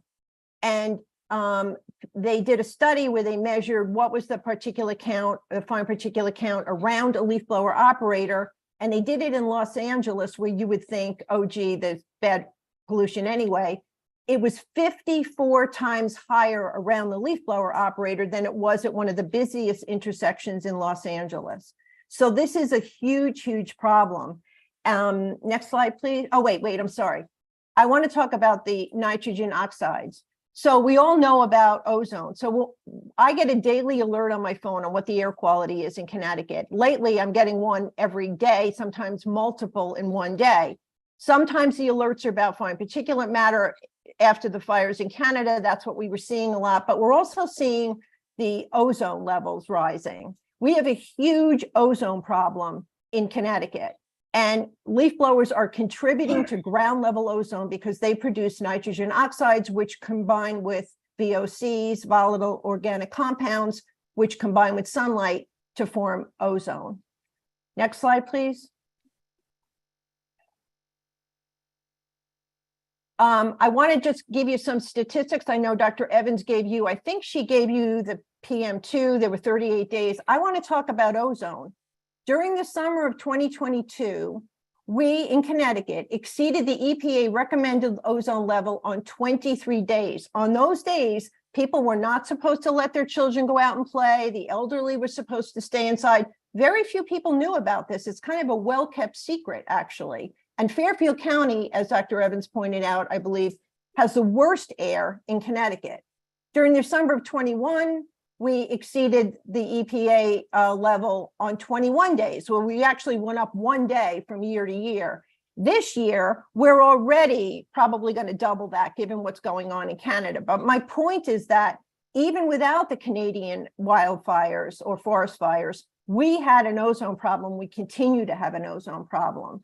And then the other thing I wanted to point, I already talked about the 30 milligrams. Other people have told you that it's, running one leaf blower is the same as 1,100 miles in a Toyota Camry or a certain number of miles in a Ford pickup truck. And by the way, a number of the landscapers seem to, or other speakers were suggesting that, oh, gee, things have gotten better, the regulations are better. That is absolutely not true. The regulations that pertain to these two-stroke engines have basically been frozen since the Reagan era. And they have reached the maximum that they can reach in terms of efficiency. And unlike automobiles, which have been subject to strict regulation in terms of emissions, these machines have not. They've slipped under the radar. And as a result, our communities are paying the price. Someone else mentioned already that California now estimates that the pollution from these small engines now exceeds that from automobiles in the state. And you know how many automobiles there are in California. Next slide, please. So what does ozone do? We can't see it. There are actually days when it's been sunny and I thought it was beautiful. And then I get a notice on my phone that, oh, gee, the ozone levels are dangerously high. When you breathe ozone, it actually burns your lungs. It burns plants. It burns vegetation. According to the US Department of Agriculture, quote, ground level ozone causes more damage to plants than all other air pollutants combined. And of course, this is all affecting climate change because it's creating this heat dome, et cetera. It's trapping heat in the environment. It's affecting our wildlife, our animals, especially our birds. So there's now an estimate that ozone has been harmful to 86% of our North American land bird species. Next slide, please. 3 minutes and 35 seconds. No, this is an expert testimony. This is not someone who's calling in for public participation. So I know that Dr. Evans already spoke about noise. The one thing I really want to stress is I had not seen one of her slides before about the elderly and about the hypertension and all that. But I know from personal experience that the powerlessness that comes with sitting in your own house where you should be able to be entitled to some peace and quiet and then being subjected to a team of landscapers who come in next door with however many, in my case, it was 5 on a third of an acre, blowing away can really raise your blood pressure. And there's science to back this up. I'm sorry, is someone yelling in the audience? No, you may continue speaking, please, Ms. Jacobs. Okay. The noise also disrupts animals. The birds can't communicate. It has a negative impact on the health and vitality of our wildlife populations, and it contributes to the loss of biodiversity. The next slide, please. So the dispersion, this is number 3. Remember I said in the beginning, there were 4 things I think of. The dispersion of dangerous material. And this is true of battery blowers as well, which is why this ordinance and other ordinances are really designed to reduce blowing, period. We need to rethink. We don't need to blow our lawns all summer, regardless of the fuel source. We shouldn't be blowing our lawns. It desiccates the soil. It also aerates the pesticides, the herbicides, the heavy metals, animal feces. Do we really want to be breathing this in? It blows away the topsoil. Last year we had a drought. Even Aquarion was saying, well, you have a different water company, but Aquarion was saying, stop blowing the lawns. You're desiccating the soil. It contributes to the loss of vegetation, and it can, again, injure or destroy birds, small mammals, and most importantly, our beneficial insects, which is why almost every pollinator group in the country stands behind these ordinances. Next slide, please. Now, this is one point that I don't think people have mentioned. It is now estimated that 17 million gallons of fuel is spilled into the soil and storm drains every year as a result of the refilling of gas-powered gardening equipment. Now, that includes lawnmowers as well and other equipment, but it includes a lot of leaf blowers. And I can personally attest to having seen this on my street. When the landscapers leave, there's a little puddle that smells of gas where they've spilled it on the road. We recently had road work done, and when they dug it up, they could still smell the gas. And this gasoline seeps into our groundwater and our waterways. It affects our drinking water. It harms wildlife, insects, etc. It impairs the feeding and swimming of mammal and marine animals, and obviously our plants.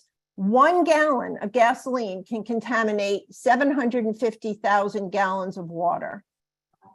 And I think that's the last slide. But I just wanted to address a couple of things that came up by some of the people who came to the podium. And one is that Westport's ordinance does cover all types of gas-powered leaf blowers, not just backpack leaf blowers. I live in Westport and I was involved in that ordinance. I want to urge everyone to listen to Dr. Evans. She is part of the Mount Sinai group, and they were ahead of the curve. In 2010, their pediatric group sent a letter to one of the towns that was considering an ordinance, begging them to please adopt an ordinance for the sake of the children. Virtually no one has spoken about the children except Dr. Evans tonight. And I want you to focus on that. We need to protect our children just as we need to protect the planet. And we cannot afford to have this fine particulate matter being blown, especially when we are already being subject to these the particulate and the fallout from the fires in Canada, et cetera. I want to also say that if anyone would like backup to any of the things I've cited this evening, all of this information was presented to the Westport RTM. It is in a Google file in the cloud. And if anyone's interested, I can provide the information to the committee, and you should be able to access it. Thank you very much. Thank you, Ms. Jacobs.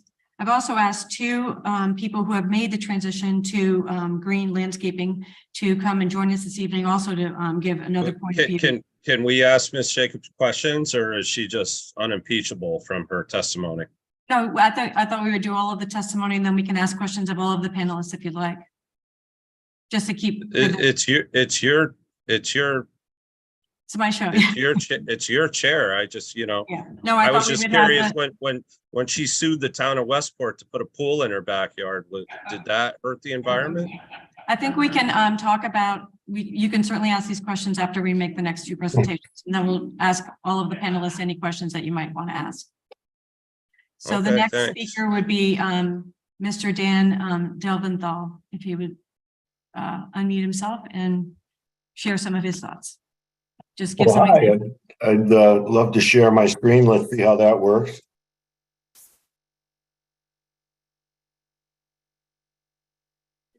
Can you see the slide now? Yeah, we can see it. Oh, great. Well, hi, everybody. I'm Dan Delventhal. I founded MoGreen 18 years ago to be a zero emission lawn care company. Didn't like the noise and pollution. And this, the business started with a reel mower and a little tribute. Let's put it to music. I think it's Stop. Hey, what's that sound? Too many gas leaf blowers all around. Anyway, there's a lot of people.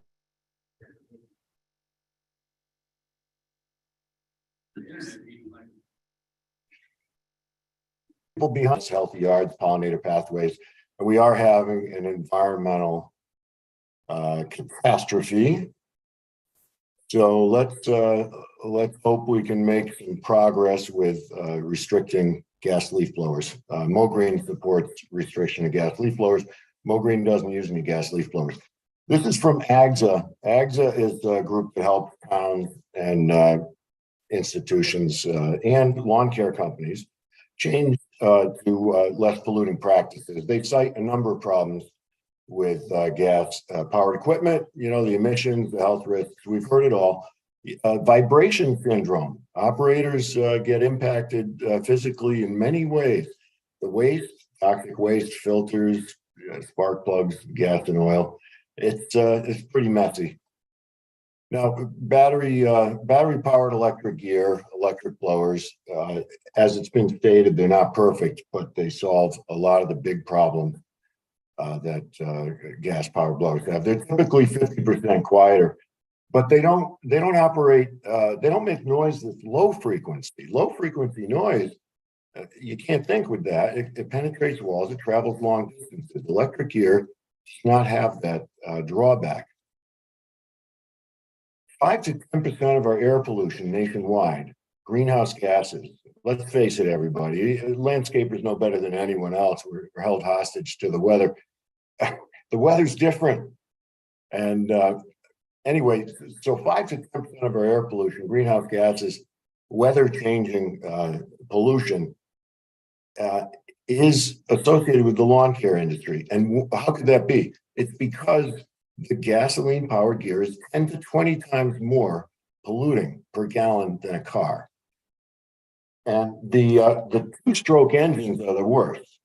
And that's why gas leaf blowers, especially with their increase in popularity and power, are a big issue, and people are trying to regulate them. Now, our history, like I said, goes back to 2006.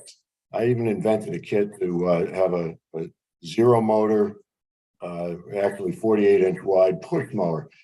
Now, we've grown 35% a year for 9 years. Here's a solar canopy commercial mower, 5 feet wide. We'll do about $1 million in revenue this year. Our services are in great demand.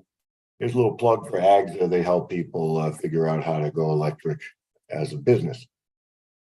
We were featured in a magazine. It's one of our favorite customers, Bridgeport Community Gardens. We don't use any gas leaf blowers, but we don't use any gas anything. Mowing, hedging, edging, trimming, even sprayers, all battery powered, quiet, zero emission. And it's important to note that even if we were burning coal at the power plant, 100%, there would still be a 70% emissions gain. But by law, you've got to have 20% renewable in the mix, and you can go further, and you can elect 100% renewable. So I would think that we probably avoid 97% of the emissions associated with lawn care across the board. But we're talking about blowers, and we're talking about restricting their use. And let's focus on that. We've won a number of awards worth noting. We buy carbon credits. If we burn gas in a car, we buy carbon credits because we want to have a carbon balanced footprint. We don't want to be responsible for disturbing our neighbors with noise or with raising the temperature of the earth, which is messing up our weather. Let's think about Norwalk for a moment. What is Norwalk's lawn care doing to the environment just from an emissions perspective? It's about 25,000 lawns, about 100,000 tons of GHGs, greenhouse gases. That's the pollution equivalent to 25,000 cars running all year. That's like a couple billion mile trip by car. That's 10,000 times around the world. By the way, it's a $50 million market in Norwalk. So I think there's some opportunity for landscapers to step their game up and, take a look and open your mind and try to be a better citizen. I know it's not easy. It's a hard business. Believe me, I'm sympathetic. All right. So electric versus gas gear. Let's talk numbers. Let's talk about the pocketbook of the landscaper. What does an ordinance mean that induces a landscaper to invest in an electric blower? It means that landscaper can make money. You can work with an 800 CFM blower pretty well. People love the 1,000 CFM blowers. They want to get that fixed fee in their pocket as fast as they can, but styles are changing. So we want, and we want to see less blowing too as practices. But when it comes down to buying you can get an 800 CFM blower. You can do a cost benefit analysis on it. Now the pricing on blowers, you'll spend more than twice the money to get the batteries and chargers to have a blower that you can run all day long if you think you need to run a blower all day long. Even if you spend the twice as much, the advantage is 4 to 1 on electric. So the cost benefit analysis is you calculate the cost of your new gear and your new training and maybe an outlet or two. And then you analyze the savings. It's hard to quantify the health improvements, the business growth you should enjoy. We grew 35% for the past 9 years. Client employee retention, compliance with blower bans. So what's the ROI? Where can you make double digits on your money? You can make double digits on your money by purchasing an electric blower instead of a gas blower. And let's just talk about practices. We could be blowing less. The pollinator people, the people who know the environment, are talking about, hey, leave some leaves in the beds in the winter. Don't strip the place. Do some mulch mowing. With mulch mowing, ideally with an electric mower, but when you mulch mow, you feed the soil, you reduce bulk 15 times to 1. It practically disappears. If there's excess, sweep it up. Hats off to the next speaker who turned me on to this device, a toe behind lawn sweeper. If there's excess after you've mulch mowed the leaves on the lawn, you sweep it up. What a high quality job it does.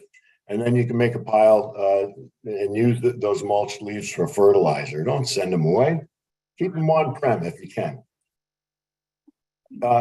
Electric blowers, what are you going to get? You know, we have been using handheld 650 CFM blowers in our practice for a few years, maybe 4 years now. We like them. They work really well.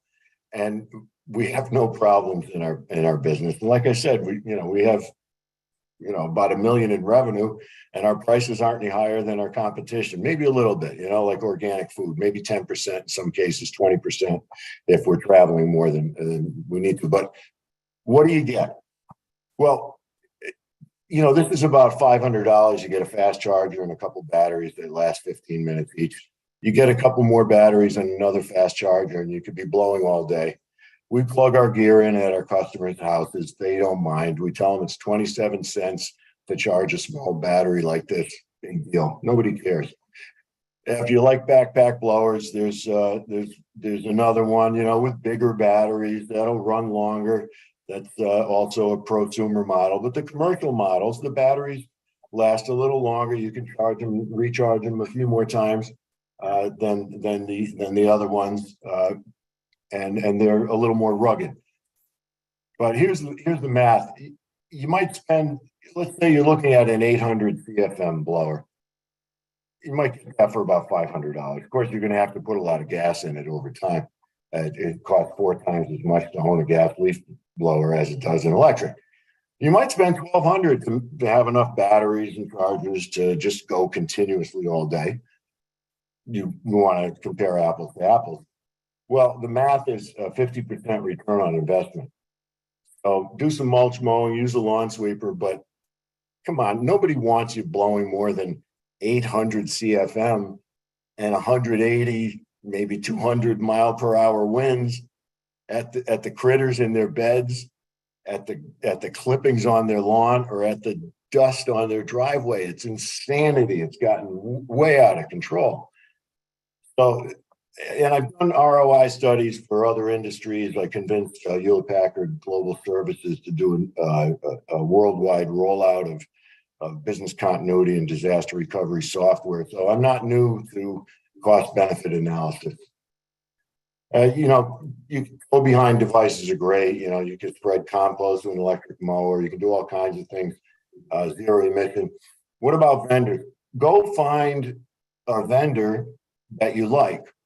And I guarantee the vendor that you use today that's making gas-powered equipment, they're hustling to make electric equipment. 55% of all electric lawn gear that's sold today is electric. Everything's changing. All the manufacturers know, and they're all going to go. They're going now. So steel is great. They manufacture in the U.S. Take a look at them. But just find a blower that you like. Plan out enough battery power for how much continuous blowing you need, and invest in it. You'll make money. It'll last longer. There will be less maintenance, and you'll be a hero. Look at all these people complaining. You could be a hero. You could help save the world.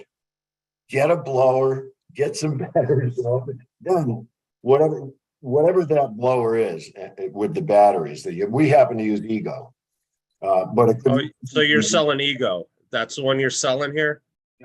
I don't sell anything. I sell lawn care. Okay. Sounds like you're making a sales pitch here.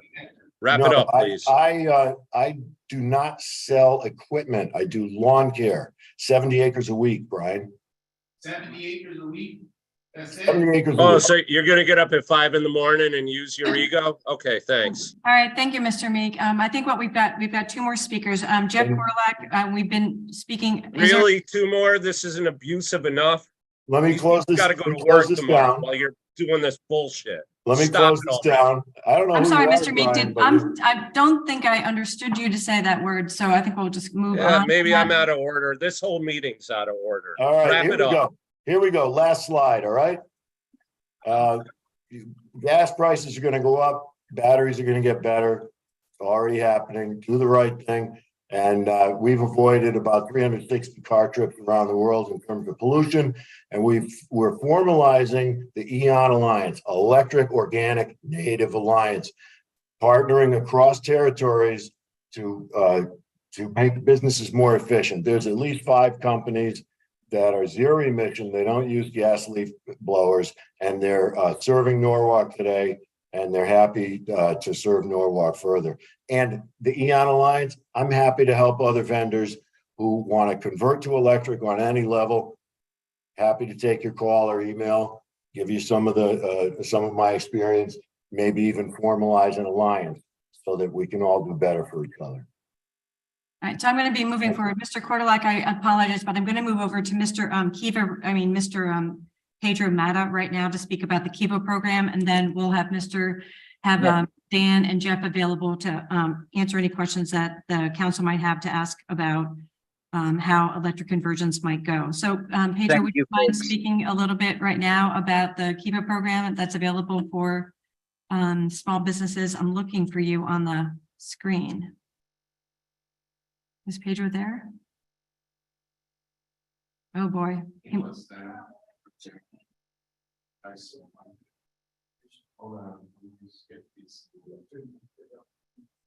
Lisa, I don't see him. Yeah, I don't either. Well, Mr. Kortolak is going to say similar things to Mr. Deventhal. So in the interest of moving forward on time, because I recognize it's 9:15 already, and I want to open up the conversation for council members to ask questions of people who have made this conversions, who might have questions about whether or not it's possible. And then we hope that Mr. Mata can join us to talk a little bit about the program. Just in general terms, that what we were going to have Mr. Mata speak about is that the City of Norwalk has a no interest loan program for small businesses that allow small businesses in Norwalk to get loans to make transitions in their businesses. And he could talk a little bit more about that. He joined us at our last meeting, and I was hoping he was going to join us again today to provide some information to some of our landscapers about this program. Lisa? Oh, do you, Nora, do you have some thoughts about that? Did you find him, Larry? Okay, so just, Lisa? yeah. Let me read something real quick. It's from Pedro. Oh, I'm gonna have to jump at 8:30 p.m. We can share the webpage and my contact info below. High level, I have 2 programs that would work for all of the small businesses. The Kiva 0% interest loan. I also have grants through something we call the innovation program. I would be happy to have all the businesses give me a call or email, and I can share with them individually. The name of the website is www.norwalkforbusiness, all one word, norwalkforbusiness.org. That's all. great, thank you. And then Nora, did you want to say something more about that? Sure, just to provide a little bit of additional information, because I've spoken to Mr. Mata about this program a couple of times. So Norwalk is offering no interest loans of up to $15,000. Your repayment period can run from, I believe, 24 to 36 months. So these are substantial timelines for allowing you to recoup your investment. So I have 13 loans. So $15,000, I'm gonna give you one. So Thank you very much. Let me, And I pay business property tax on all those motors. I'm gonna start buying it in cash. So you gotta get no property tax. so just to be clear, we are not suggesting that every business is going to find all of their capital needs met by this. The intent is that it gives you an opportunity to make an initial purchase to discover. $15,000 is nothing. Well, we're not talking about lawnmowers, we're talking about leaf blowers. So, and again, our understanding, our understanding from some of the presentations we've gotten from Mr. Deventhal and others who are operating these businesses is that the initial purchases of the backpack lawn leaf blowers may run you $2,000, but again, if $3,200 for one machine. fantastic. So the opportunity that we can offer is an opportunity to make your initial purchase, to test out the equipment, to find a solution that might work for you. And again, as we are understanding it, to realize the cost savings from not paying for the gasoline, to be able to then continue to invest.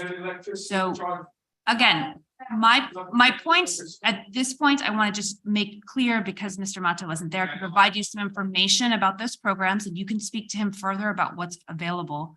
There are also, as he mentioned, innovation grants, which again, a green business might be a highly competitive candidate for. So there are options. We're not certainly suggesting that these options may meet all of your capital needs, but they are money that we're offering at either for grants or for no interest loans to assist with this. So I just want to make clear that this is something that we as this council committee have spent some time investigating to make sure that we're presenting you with options. And I'm sorry that Mr. Mata wasn't able to prevent this too. $15,000. But also, well, first of all, public comment is done, unfortunately, so we're going to have to continue the conversation.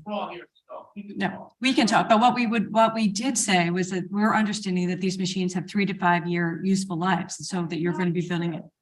I mean, that's not true.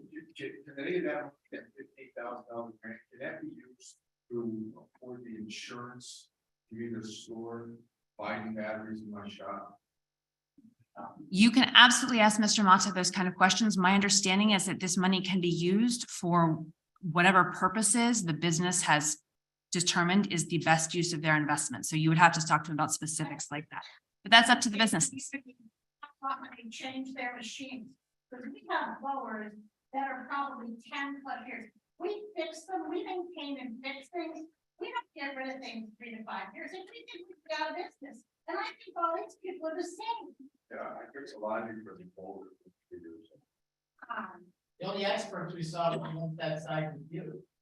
Yeah, she said the doctor said she wasn't gonna take either side. The whole thing was about, cancer, this, cigarette, do the same thing. Government sells cigarettes, cigarettes do the same shit. I don't think the government sells cigarettes. So it's time now for the committee to discuss. Do many members have any questions for any of the people who've spoken, the experts, or questions about leaf blowers in general from commercial uses? Brian, it looks like, Mr. Meek, do you have a question for any of the panelists? I'm sorry, I'm not going to impeach your witnesses again. I just have questions for our council and one comment after that. The questions to Brian, if you're still here, Brian, I see you. So assuming we vote and approve this tonight, it goes to the full council. The full council, as I understand, needs to pass this with a 2/3 vote. Subject to the council president even putting it on the agenda. So what's the roadmap here? That's one set of questions. And then did you, if ever, consult NFD about some of the fire considerations that some of our great speakers brought up tonight? So Brian, are you looking for the timeline about this? Is that the first? Yeah, correct. Hypothetically, if after all this conversation, we approve this, yeah, it moves to the full council. Right. Then the council president actually has to put that on the agenda, and then we have to pass with 2/3 vote, correct? Correct. Wait, Okay. 2/3 vote, Brian? Why would I'm sorry, but it goes to the council. If this were to be voted on tonight, and was sent to the council, it would be on the agenda on Tuesday, July 25, and it would just need a majority vote. I'm sorry. Okay, thank you. Majority. Yeah. That was the Sorry. question I had. And just would you be there on record like you did tonight to read in all and any email testimony, or would that be subject to the council president's whim? Anybody, well, first of all, anybody who wants to could come and speak at the council meeting on Tuesday if it were to be voted on tonight and go to council. Anybody who wants to speak on that issue could go to the council and speak.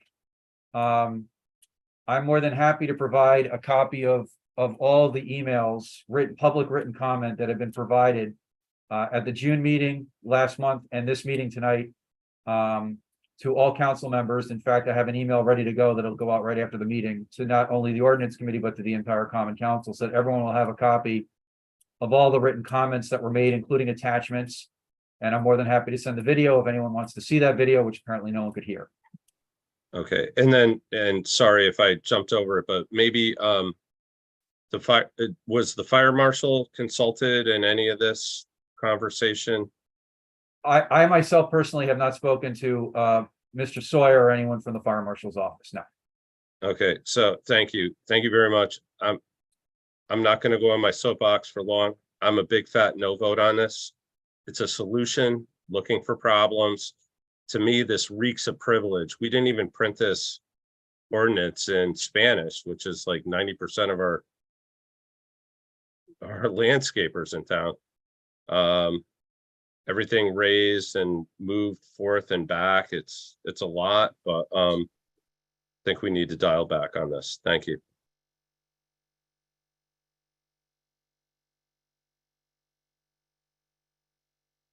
Other comments and concerns from committee members, Mr. Breyer? Can I ask a question of Mr. Cordalac? Is he still there? Yes, he is still there. Mr. Cordalac, could you please tell us a little bit about your experience with lithium batteries? Yes. Thank you. I have been running a company with just battery powered for 5 years. Behind me, I have a bunch of equipment. You can't see, it's a little dark. I have large mowers. I have small mowers, and I have trimmers and blowers. I highly recommend people go electric because it's working for me. It's working for every company that started it. It's working. And all the employees are happy and the clients are happy. I'm making the same money and I'm not charging more. I'm saving maybe $1,000, $2,000 in gas a month. That's enough to buy everything. Can you tell us about could you address the battery question that Mr. Freyer asked about the safety of batteries? Yeah, I can mention that with the lithium batteries. Yes, I would say that there is always a concern for things to catch on fire or be a problem. Gasoline's explosive, but we got a good handle on that. We have some good best practices, and there's always good best practices to be adopted. I charge small batteries that have not been known to be blowing up that I know of. Of course, you don't want them in a fire. So if there is a existing fire, you'd be best off getting any lithium batteries out, whether it's drills or whatever. But the question of, can you not do this because of the lithium problem? Well, everybody's got lithium already in their garage. God forbid their drill charger catches on fire. I use a residential line of blowers, so that's pretty safe. I don't need the commercial line. I use 2 blowers, 1 in each hand. That solved a lot of problems. So with my batteries, I'm then charging on site at the client with small chargers. I have a box behind me with chargers. And then at night, I charge them. I plug in an electric cord as short as I can make it to my box of chargers on the truck. Everything's basically outside, and I don't have problems with weather. I can make it frozen. I can make it hot. It doesn't seem to affect everything. I have most of the same batteries after several years. So a lot of what I heard earlier tonight, which I was on after 7, It was really just what I've heard in all the others, and it's what I would say if I didn't know anything either. But I invite everybody to try the electric because it's working fine. And you don't have these major issues that people think they have. You're not going to have to charge your client $1 more. You could actually charge them less. Some of my clients think they're paying less than they used to. I don't know, but I charge the average market rate. Okay, it's higher in some towns and less in others. I stick to that. I don't overcharge, and I never put a surcharge. Last year, I hear landscapers put a surcharge for gas costs on their bills. I don't do that. My electricity bill for the month at home is hundreds of dollars, not thousands of gas dollars. Okay, so I run 2 full trucks. I charge, and I spend a few $100s at home to charge at home. The rest of it, I charge out on the road at the clients. They're happy. So those lithium batteries are good. We use them. If they get wet, I highly recommend drying them because anything short circuits. But me and 5 other companies have been kicking the boots. I've been leaving it out. I've left a $20,000 mower in a cold garage. It's not a problem. How many clients you have? 2 trucks. And by the way, the electric mowers, you can get a beauty for like 18,000. You can get a nice one for 5,000-6,000. Prices are going to come down. And I recommend putting a blower in each hand. One blower in one hand is like one-arm Willie. Mr. Cordulac, do you, when you talk to other landscapers, how do they react to what you tell They them? marvel. They're happy to meet me. They want to try my equipment. I let them try my blowers and mowers. The trimmers are a no-brainer. It's just silly to use gas trimmers. The blowers, I understand your concern, but there is no concern. Okay, if you just do it right. Look, these people are like, you can never do acreage. I do 10 acres of lawn at one client with all the leaves, oak trees. What do you mean you can't do it? Oh, I charge the same as their previous contractor. How many days in the day can you do 10 acres? How many days? It takes me 6 hours with 3 guys. And you're making the same money? You're nuts. You're nuts. I want to be there. Let's suck you out. Excuse me. I'm going to be running To be workshops. polite, we I'm gonna like be- everyone to be polite to all of the speakers. I'm going to be running a workshop or 2 this winter where you guys can come and see what I do. I want to share anything I've learned over the last 5 years because the health pollution problem is no joke. All these speakers are experts that are the doctors. All of us activists that want to see this banned are totally correct with the science. Now, I am all about freedom. I'm all about free markets. I'm also all about all of my friends and maybe your children that have asthma inhalers, which would benefit if we didn't have this. All of those people with any sort of emphysema from all of those cigarette smokers we grew up with in the 60s and 70s, all of us would benefit. This is a simple business choice. And by the way, one guy, $1,000, that's what you need to have an electric blower in the hands. You get 2 small residential blowers and you put them in one in each hand. They each cost $300. You buy a few extra batteries, voila. You've got 3 guys in the truck, send 4 blowers out with a charger box of 6 blowers and some extra batteries. All of a sudden, you're in business. Excuse me for all the noise, Mr. Cordulac. It's okay. It's hard to Excuse me, we're listening to one person at a time, please. It's hard to wrap our head around the fact that here's a guy saying it works, but it's true and it's fun. Everybody loves it. The workers love it. They haven't left me. They keep coming. And it's not because I don't have gas. In fact, yes, sir. Go ahead. Go ahead. What kind of turnover do you have? How many employees have you lost in the last year? I've only gotten rid of employees. They don't leave. Okay. Thank you. Thank you very much. I think you've been a very informative person to listen to. Thank you. I wish it was light out so I could show you the small trailer of equipment with 2 blowers, a weed whacker and a mower and a mini mower, a regular residential. It works great. The largest mower cost me 18 grand. The other mower cost me 600. The blowers cost me 300 each. And I have about $1,000 of batteries as backup. That's your investment to send 1 truck out. No one leaves us. I've had the same employee for 12 years. Council. Ms. Shannon. The equipment that he's using is nothing but what we would need.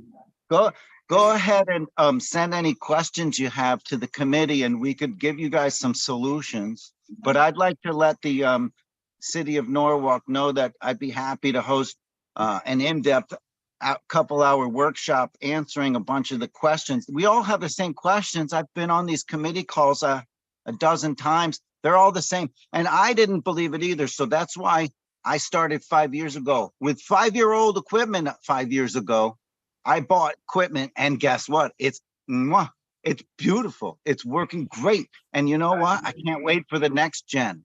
Are there other questions from committee? I think we need to really have the committee. The guys that work for me love it. I can't hear any real questions though. I can hear the committee. Makita and Stick. I'm sorry. Takes 8 hours to charge. We have 2 batteries, they're $1,300 each, and the machine is $600. But you guys have the wrong information. You're wrong. That's not the cost. Last week at the place that sells them. Don't tell me I have the wrong information. Look, I'd be happy to share. Doesn't make anything that we can use. That's I could tell you how to get set up for cheaper than that. Yeah, now is not the time to talk about why it can't be done. We're Yeah, just. I think that, you know, It's not productive. no, this isn't the way this should be going, and we really do need to just have the committee speak now. And we've had the public participation, and we appreciate that people all have lots of thoughts and comments.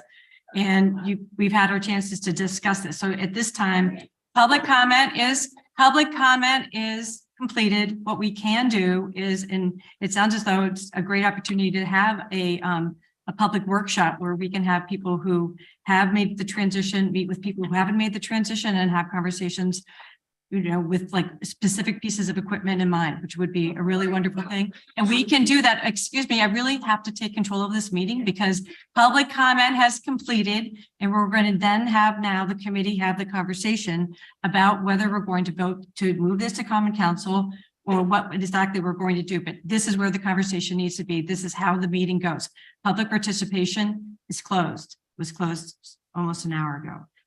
So thank you for your thoughts and comments. We're going to continue the conversation among the committee now. So are there other questions that any committee members have, either for any of the experts or among one another, or specifically to speak about the ordinance, the draft ordinance itself? I have comments, but no questions. So if folks have questions from the experts, I defer. Any further questions? No, I have no questions.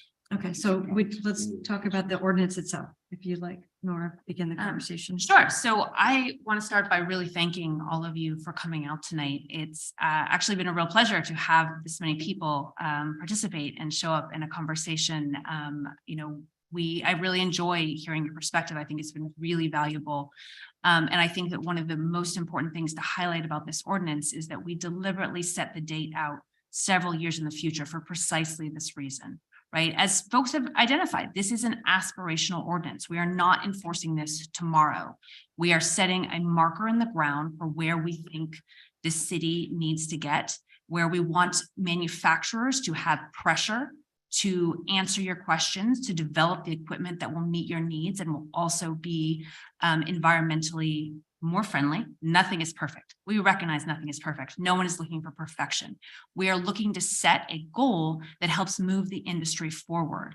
And we are excited to be part of that agenda. We are not asking for this tomorrow because we recognize this is expensive.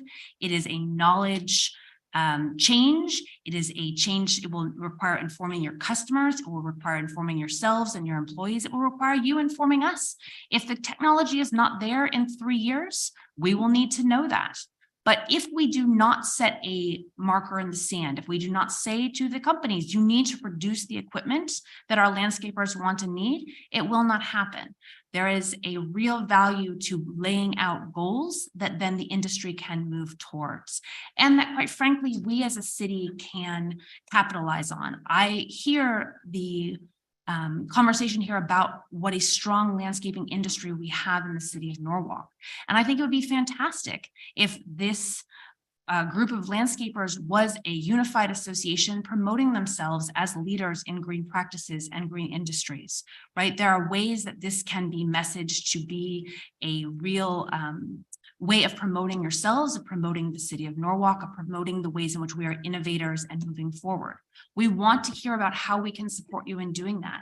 If the grant and loan programs that are currently available are insufficient, that's feedback that we need to get. These are new programs. These are programs we've actually are really exciting to have rolled out. They do not just apply to landscaping. These are for small businesses across the city. They are new, they are pilot programs, but we are also leading the nation in them. Our Kiva program has placed more loans than any other city in the country. So we are really eager and invested to be supporters. And if we need more feedback on how to do that, this is the opportunity, I think, to really begin those conversations and those connections, because we are not expecting you to do this tomorrow. The goal is really to set out a timeline to help us all move towards it, because we all know, I know this in my own life. When I have a deadline for court, my work gets done. If there's no deadline for it, I'll get to it next week. It'll move down the line, right? So this is a way of trying to move that conversation forward. We're not looking to penalize anyone right now. As folks have noted, the ordinance sets out a warning in the first instance. It sets out a small fine in the second instance. We are looking into how it will be enforced. The city has been increasing our enforcement mechanisms. As some of you may know, in the budget this year, we hired a second zoning enforcer. Second zoning enforcement officer. Thank you. I'm getting my terminology wrong. And we have discovered that those zoning enforcement officers are paying for themselves. We certainly may see growth in that in the future. We are not trying to penalize people. We are trying to help people find the ways to operate their business in ways that are in line with our laws and also are courteous to their neighbors, and to encourage innovation. I think that there's a real opportunity here to see this as encouraging innovation, encouraging Norwalk to be an industry leader. And so I very much recognize the concerns. I very much would object to this if we were expecting this to happen tomorrow. I'm very excited to hear people thinking about safety issues. Lithium-ion batteries, like every other mechanical device, can have risks. They need to be carefully considered. If you look into the incidents that have occurred, a lot of the incidents are related to off-market batteries and off-market chargers. So we need to have serious conversations about fire safety around lithium-ion batteries in all uses, not just for landscapers. And we'll need training, we'll need conversations, we'll need to make sure that landscapers are getting the support to buy on-market chargers and batteries that are designed for the equipment that they're using them for. Otherwise, we may see safety risks. We see safety risks with gasoline. So there is no perfect solution here, but there is a goal of moving us forward towards solutions that are better for the environment. For me personally, I'll admit, when this ordinance first came up in November, I was kind of like, leaf blowers? And then I started doing some of the research and discovering how intense the climate impact is from two-stroke engines. And again, it's not to single out landscapers. I actually think that the home operators in many instances are probably the worst offenders. And part of what's happening with this ordinance is an opportunity to also educate homeowners. Homeowners are subject to this ordinance, and homeowners, in fact, are the ones who will be liable for fines under this ordinance. So again, the role that we are playing here is setting out a goal, setting out an opportunity to have a conversation, and yes, ultimately to enforce. But hopefully by that time, the industry will have caught up with the standards that you need. As you've heard, the industry is there for businesses operating at a smaller scale than some of you are. But as I understand it, the majority of the landscaping businesses in Norwalk are operating at that smaller scale. So in fact, many of our businesses potentially could convert right now with the kind of equipment that's available. If that doesn't work for the large scale businesses, this is your chance to go to your industry and say, make it work for us. We've got pressure coming on us. We'd like to see what you can deliver for us. So again, I really appreciate the comments. This has been very informative. I've learned a lot about the challenges that you see, the scale at which you're operating. I see tremendous opportunity to work together going forward. I really welcome a workshop kind of opportunity. We've talked about doing that, and I think it would be very helpful. And if, as it comes down in 2 or 3 years, there are gaps that are not being met, that's a great opportunity for you to come and say the ordinance is not ready, it's not working. But let's set that goal so that we move forward and we don't just stay stuck in where we currently are without that pressure of a future goal. Yeah, well, committee members first, of course. Well, committee members should speak first because Sure. we've been doing this, and then we'll certainly get to Jen, of course. Sure. And I'll take the mic. I couldn't agree with what Nora said more. I think a couple of things just to add on. I think one is this is a valued industry in this city. I can empathize, and I think I hear it tonight, that this feels like an attack. And I certainly don't think it is. That's not, but I understand how you can feel that way. That's not how I feel. And that's not what we intend to do. I agree with Nora that the part of the ordinance for which there has been the most public comment is the one that doesn't actually take effect until 2027.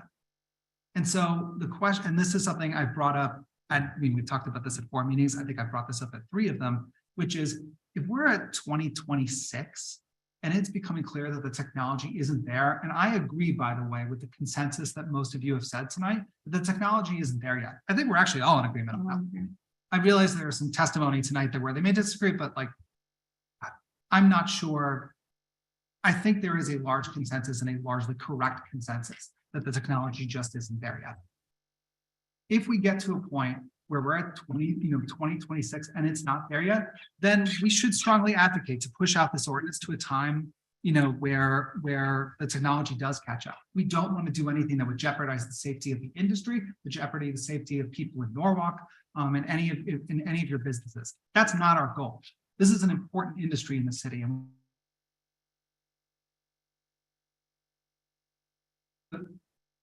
person who, what is a young man, even though I have 33 and that like makes you feel super old by saying that.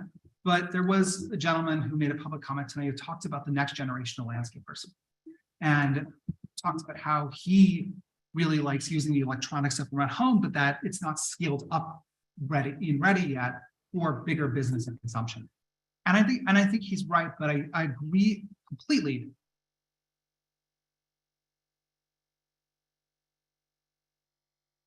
Role in pushing an industry to make its way more so into the future. If we're wrong, and we'll cop to, and if we need to make changes, we'll make changes. That's the power of an ordinance and the power of government is that, we set goals and we adjust, and if we make mistakes, we fix them. We are human, and that's what we're here to do. But that doesn't mean we shouldn't set goals. So I completely understand where you're coming from. I've never been a landscaper. I would be the first to admit that, but I deeply empathize with the fact that you're here tonight and the fact that you care. It's why you're here at 9:40 on a weeknight and have been here for hours. So I deeply appreciate what you do. I deeply appreciate that you're here.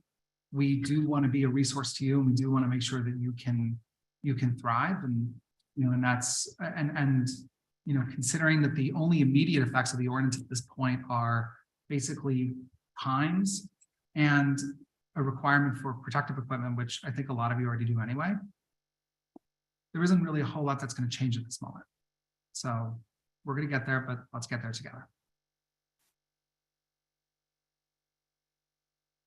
Add to what everybody else has said so far. So I look at, I came in here and I thought that most of the landscapers that are here tonight were going to be kind of ambivalent about this whole thing. And then as I listened to you, I did realize that you are entrepreneurs. Entrepreneurs are people that are looking to make changes, and changes are coming. Let's not kid ourselves. Things are going to change. And I can't think of a better group that could innovate in face of those changes that are coming than a group like you guys. You're small business owners, you're industrious, you work hard, you probably play hard. And I think that I can't imagine another group that could get out in front of the changes that are coming than the group right here. There are a couple of things that we have to get through. The battery issues are clearly something that we have to understand a lot more. And we heard from one gentleman tonight that didn't see any problem with batteries. Okay, so we got to reconcile that on our own. And the other thing is the cost. Word on the cost. He said that there was a cost benefit analysis that could be done. You know, he talked about the cost of gas going up and how expensive that is versus electricity. That is relatively cheap. And we've got a lot of other renewable energy sources out there that are helping our electrical grid. So all of those things, I think you guys are in an excellent position to take advantage of some of the changes that are going to happen and make your industry stronger, better, and a lot more efficient, just with some of the things that we talked about today. But I think we still have to get some other things straightened out. That's all I have to say. You look like you were next, Ed. Yeah, you know, I came on this committee back in the beginning of the year, and I had my doubts about this ordinance, and honestly, I still do. I think that the fact that this ordinance does not take into, does not to go into effect until 2027, 2028. You know, what we're asking people is to trust that in 2026, the Common Council is going to do the right thing if the technology is not there. And that's a big thing to ask of people. I think there's no question but that the time will come when everything is going to be a battery operated. It probably will be 2028, 2029, 2030, who knows? I don't think the technology has been evolving as quickly as some other technologies. So I don't know that those target dates are realistic, but they could be. And I have no doubt that that gas-powered equipment is not healthy or healthful.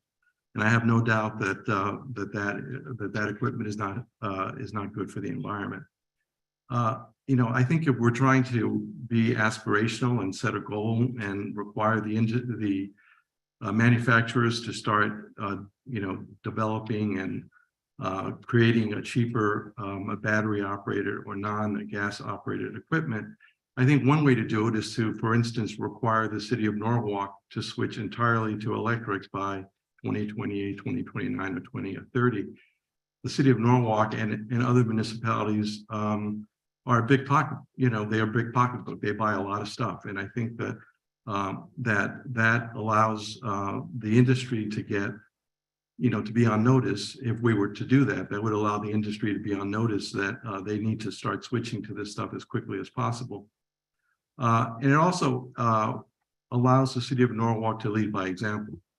I think that a lot of the comments that enforcement is going to be difficult. This is going to be hard on smaller businesses. As we get closer to 2027, 2028, the prices of landscaping will begin to creep up because landscapers are going to have to start switching over, and who knows if the technology is even there and or if the cost is going to be right. I think, you know, I think that Lisa has done a lot of work, meaning the chair of this committee has done a lot of work, and I applaud her for it. There's, you know, there have been a lot of meetings, many of which I was not a part of at the beginning. But, you know, I just think that the time will come when we have, when this ordinance will be in effect. I think that's inevitable. I just don't think that the time is now. And I don't think that asking people to wait for us to make the right decision in 2026, should the technology not be there, I don't think that's realistic. I don't think anyone's going to believe that. And so I am going to vote no on this ordinance tonight. David, do you have anything you want to say or? Yeah, man, a lot's been said tonight, and I really appreciate all of you coming out here and being here. Two reasons. One, it's nice to have the meeting in person and actually be with you and listen to you and you know, be a part of the reaction.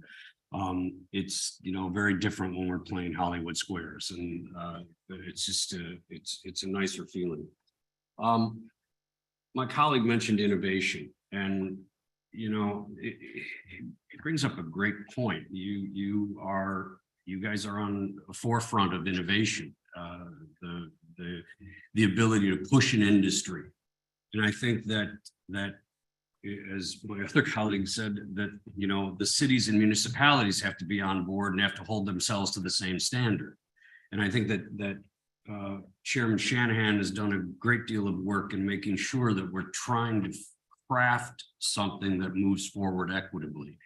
Now, I happen to be married to someone who is in this industry, and believe me, this has been some interesting debate at home about switching over to electric, all electric. Her feelings are, you know, well, I won't get into that. But the point is that I'm sort of, I came in here feeling one way. Now I'm not sure how I'm feeling. I'll be absolutely honest with you. A couple of the things that make me take pause. One is the lithium battery question and the safety factor of the lithium battery. But I also then weigh that against the safety factor of gasoline, which is a very volatile substance as well. And so it's a big question mark for me. But I do believe that if we don't move things like this forward, we're not going to see the change that needs to be made, because I personally believe we are in a crisis. We're in a crisis of climate. We're seeing weather patterns that we've never seen before. One gentleman talked about the fact that I used to start, you know, at the end of March. Now I start, or at the end of April. Now I start at the beginning of March. We have seen, you know, terrible issues with snowfall. So our groundwater is not being replenished at the same rate as it used to. We're seeing the wildfires. We're seeing these things. And I think that we have to be conscious of making choices that look towards that future for our kids, our future for our city, our future for our country. And I think it's important.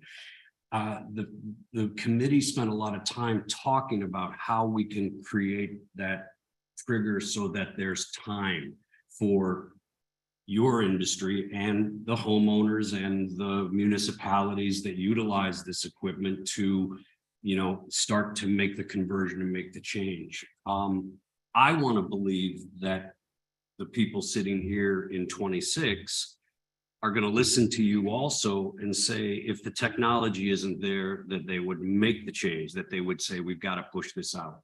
We've got to make some changes to this ordinance because of that.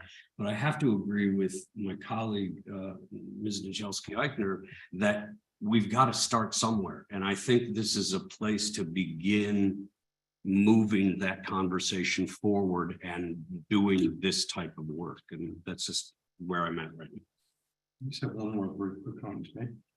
You know, I would vote in the affirmative for this if the 2026 date was sort of put in reverse. That if by 2000, that this would sunset in 2000 at the end of 2026, unless the Common Council makes a finding that the technology and costs and everything else that justify this conversion to 2027, or that the act or that the ordinance that take effect in 2027. So that puts the burden on us to make an affirmative finding, as opposed to the burden on the landscapers, let's say, to come to us and say the technology is not there. So I would vote for it if the burden was on us, not You know, we're using that, not speak out loud, we're using the equipment, so would you want the feedback from us? Yes. You guys are using more. Yes. Yeah, I think what he's saying is that instead of it being on the burden of the landscapers lobbying the government, it's that the government has to. Well, make an just affirmative choice. one point on that, Yeah. because the way we came up with these dates, the 27 and the 28, was because we were working closely with DPW and Rec and Parks, and we negotiated with them and talked with them about what they thought was a realistic time frame for them to make this conversion.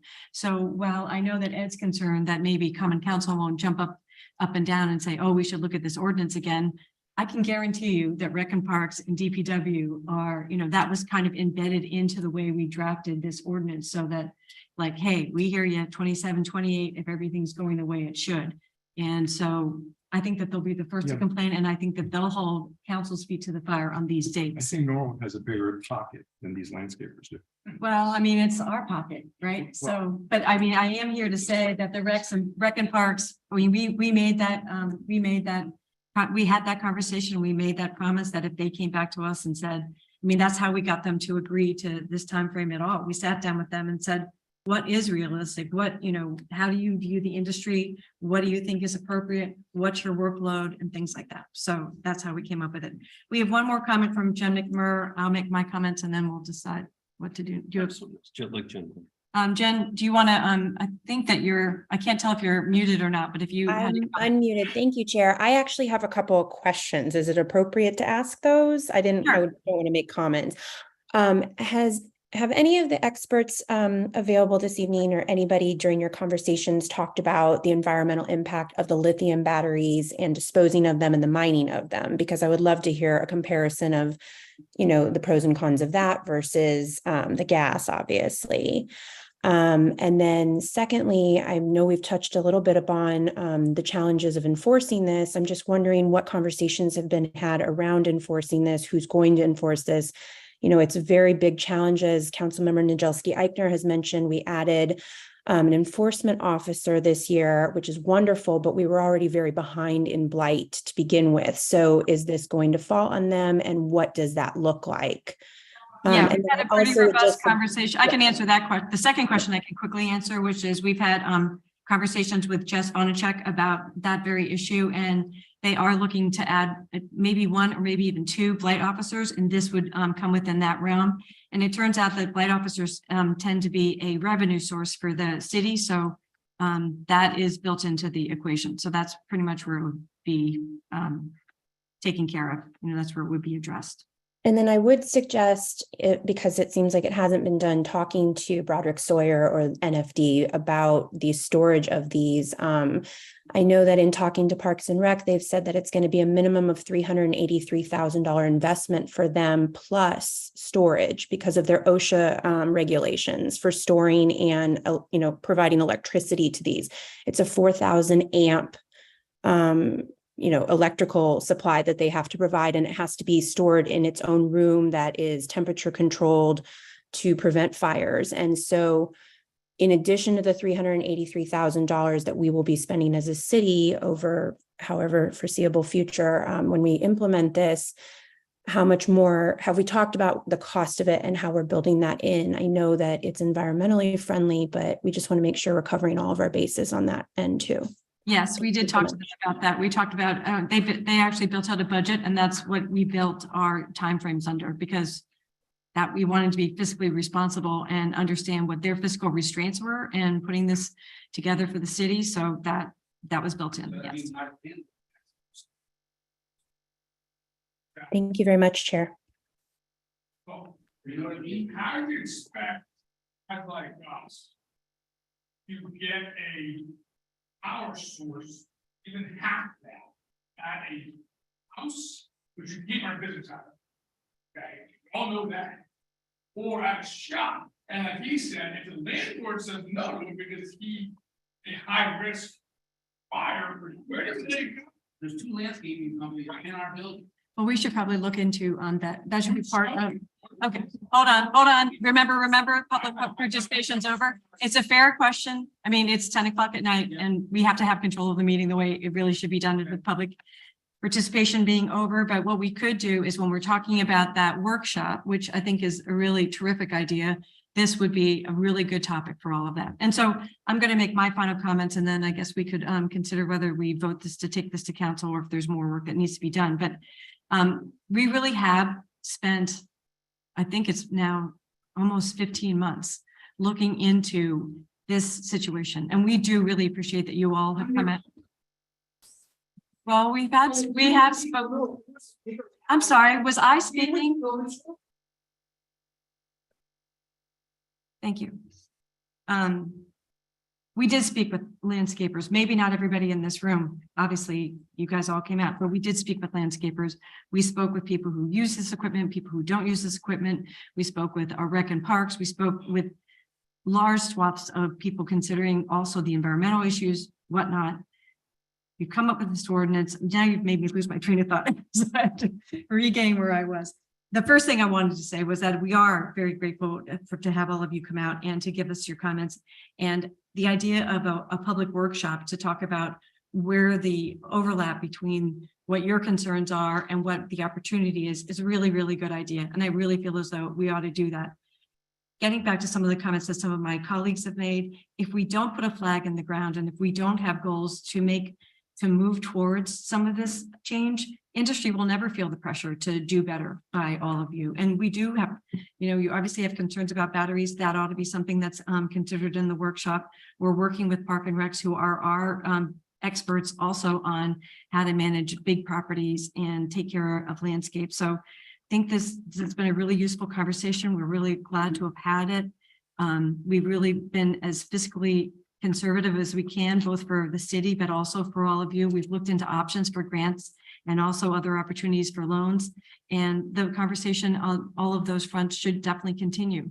We're not the first people to come up with this concern. This isn't something that's pie in the sky. A lot of municipalities and states across the nation are looking into this. And as all of my colleagues have mentioned, we've really been suffering with the state of the environment, the state of our air, the state of our environment even for the fauna and flora. So it's a major, major concern. And we appreciate you all coming out tonight and spending all of this time with us to discuss it. And are there other concerns that the committee members want to discuss? I think you had a thought that you wanted to share. Well, I look at this and I'm starting to wonder, are there two parts of this? Is there a part of this where we talk about the time change, the actual time usage that we talked about? So the ban from this date to this date. I mean, in the seasonal ban. The seasonal ban. So is that one part of this thing? And then that's just about a ban on the blowers. And then to go to my colleague, Mr. Camacho's comment, which is, do we then look at a trigger within the battery powered, the ban on gas as being something that has to be revisited, so that we have to, I think it looks at, I hate to say it looks at restructuring the ordinance and taking a look at it, that we create a trigger that is incumbent upon the council to look at using the input that would be available. I think of this because of the work that we're doing right now in the charter revision. Yep. And that we built a trigger that says in 2 years, this has to be revisited. Every 5 years after that, it has to be revisited. Is this something that we need to do that with, because the industry is not quite, the technology is not quite there for the industry to benefit from? And so, I wonder if we need to take a step back, restructure some things in this and bring it. Other thoughts from other committee members? Yeah, I think that would still incentivize the industry, because the industry would be on a watch to see if the common council is going to extend the date or implement the date. And I think that would serve that purpose. And I think it puts the burden on us, not on the landscaping community and other people who would be affected, like homeowners. But it allows for the seasonal ban to exist, which I think is also something that we've heard a great deal about from the public, to us. It would also put the temporal restrictions in, which is also something that the public has voiced great concern about as well. Yeah. And so we're sort of crafting something that can serve those two masters at this point. Nori, it seems like you have something to say. So, and the only thing I would say to that is, I think it depends a little bit on how we do it, because what I don't want to lose is the urgency about climate change. I mean, this is a reality of being a coastal city. It is going to hit us before it hits almost anyone else. It's already hitting us, and so I very much hear you. I'm, obviously very concerned about this, but I think we need to think about making sure that if we wanted to do it that way, it is a requirement to revisit it rather than putting the I meant it as a requirement to revisit. I think it has to be a requirement to revisit and not just if it's there, we do this. Yes. I think it has to be revisited in whatever that time mechanism is in order to make this function with efficacy for the city and for the people within this industry that have come to talk to us tonight. So when would we consider that trigger? What do people think is reasonable for the trigger? Like, would that be at the? Right. So my thought would be that if we wanted to be in effect in 2027 and people would need time to implement it, or people need notice whether it is or is not going to be impacting them in 2027. That's why 2026 is what came to my mind. But that's because the whole idea is to give the industry and the city time to budget and start to make the transitions. Correct. So everybody's on notice now that this is something that the city thinks is an important thing to do. So Yeah. Sorry. No, go for it. I was just going to make a motion, which, I'm sorry, then may I actually? so if you want to go. Yeah. No, I think that structuring a right to revisit is the prudent path. I think that it gives the industry, puts it on notice that this is something that we're going to need to revisit. It puts it on us that it's an actual legal requirement that we are actually going to have to do and actually have to vote on. So I think that,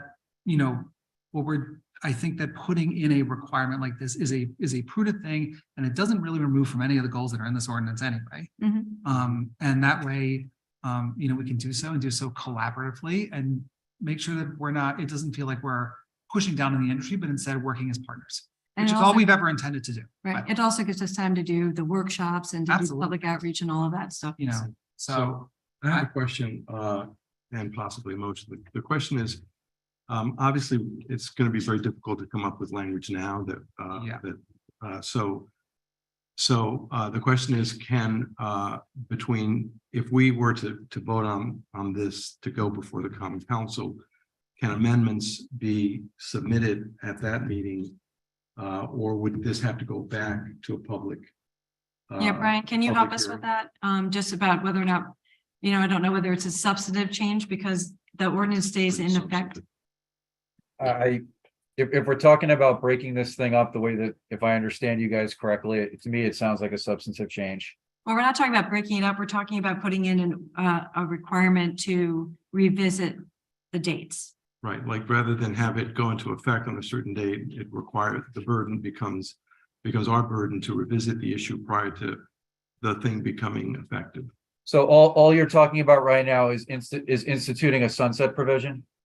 In a way, I mean, I'm not sure Ostensibly, yes. Yeah, it's not really a Essentially, yes. sunset, but it's really a revisit. Well, but he's right that in essence, it's sort of, it's sunsetting. And It could be. planning an obligation. It could be a sunset, I guess. It could be a sunset. It's whatever you want to call it. I like to call it a sunset provision. If all you're doing is including a sunset provision, then I don't think it's a substantive change. We've made greater changes without having to revisit at a public hearing.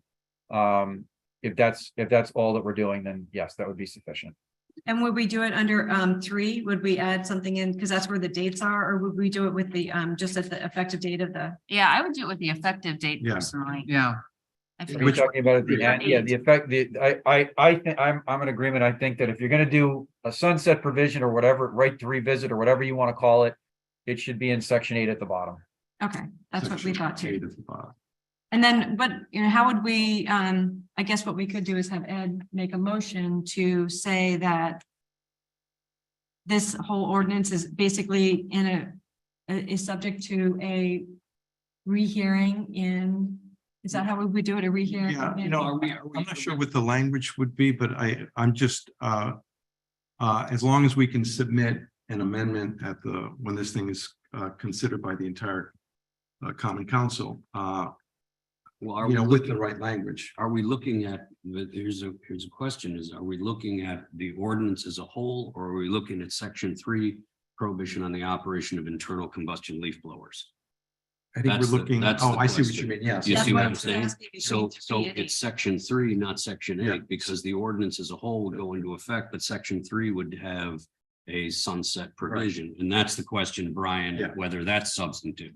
But see, I would say if you look at a section 8, it already says except as provided in subsection 3 and 4. So Right. I would just Okay, do there you go. so I would just basically build on that carve out there. Yeah, okay, yeah, that's right. Um, So so if we can come up with language between now, and the council meeting, which would be when, if this were, Tuesday. Will be Tuesday. Well, I mean, my can do it my right now. preference is To test the language. test the language and to table this, and I realize Well, that we would that's. have to vote for this. We would have to vote for this ordinance to go to common council. I'm not a common council would be the amendment. Right, so. Yeah, so we vote to say, we need to vote right now to say, we'll take this to common council and then the entire council will consider it. And we could make the amendment to that language at that time, right, Brian?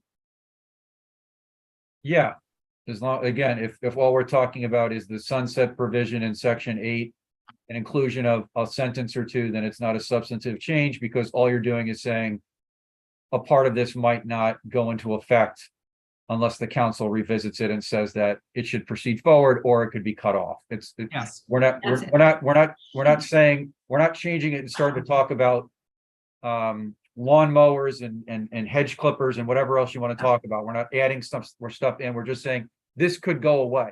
It could proceed forward as if this thing went forward right now, or it could go away. So at a minimum, in the best case scenario for this ordinance, it proceeds forward after the council revisits it in a couple of years, which it would have been doing if this had gone forward without that language.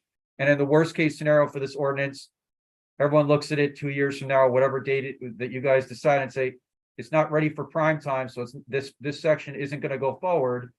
And so it's not like we're adding something, it could be removing something, and that's not a substantive change. Could Okay. could I just propose language right now?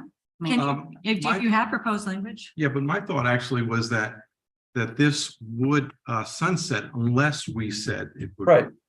So can I just give you my proposed language? Yeah, What it sounds. let's hear it. So if you look at section 8, it says except as provided subsections 3 and 4, this chapter shall be effected on September 1st, 2024.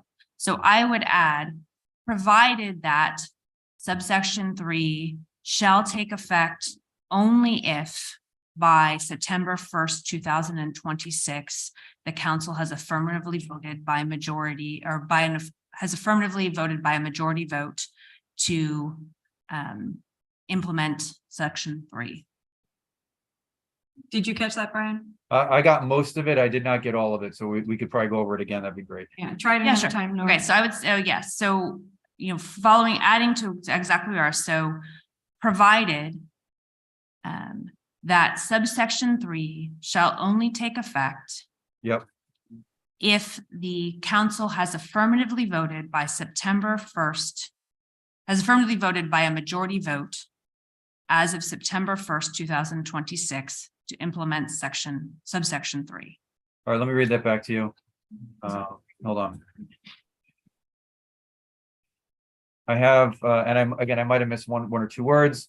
Provided that subsection 3 shall only take effect if the council has affirmatively voted by majority vote. Was that? Yes. Okay, by majority vote as of September 1, 2026. Correct. To implement subsection 3. Yes. All right, let me read the entire section 8 now. Except as provided in subsection XX-3 and 4, this chapter shall be effective on September 1, 2024. Provided that subsection XX-3 shall only take effect if the council has affirmatively voted by majority vote as of September 1, 2026 to implement subsection XX-3. But, okay, I mean, clunky. That's, Yeah. it's a little clunky. I'm writing it on, right, I'm writing it on. Yeah, No, no, I mean, understand. if we can just, just kind of work on the language between now and the council meeting, I suppose, that Well, would we work. can And that's make fine. I the just- change I now felt and like send it to for- council, and if you want to make a small Yeah, amendment to small clean it. amendment or. I felt like for the public, it would be better to have Just some from a language proposed structural today. standpoint, whatever we do here, anyone can offer any amendment Right. to anything on the floor. So. Yeah. Public hearing question is kind of moot, isn't it? Right, well, we have to finish the public, yeah, we Yeah. finish the All public right. hearing then, Okay. so that's the idea of it. Okay, so shall we, with the amendment that Mr. Camacho and Ms. Nadolski-Eichner just prepared and just offered, is there a motion on the floor to send this ordinance to common council for consideration? Lisa, hold on one second. Just, if you take a look at XX-4, it says in yellow, effective September 1, 2023. Do you want that removed? No. No, No. that's effective immediately because Okay. that is the safety features. Okay.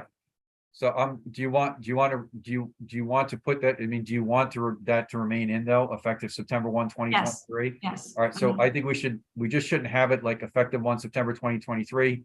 We should probably add language at the end of section 4 saying this section shall be effective as of September 1, 2023. That's fine. That's the same Yes. thing.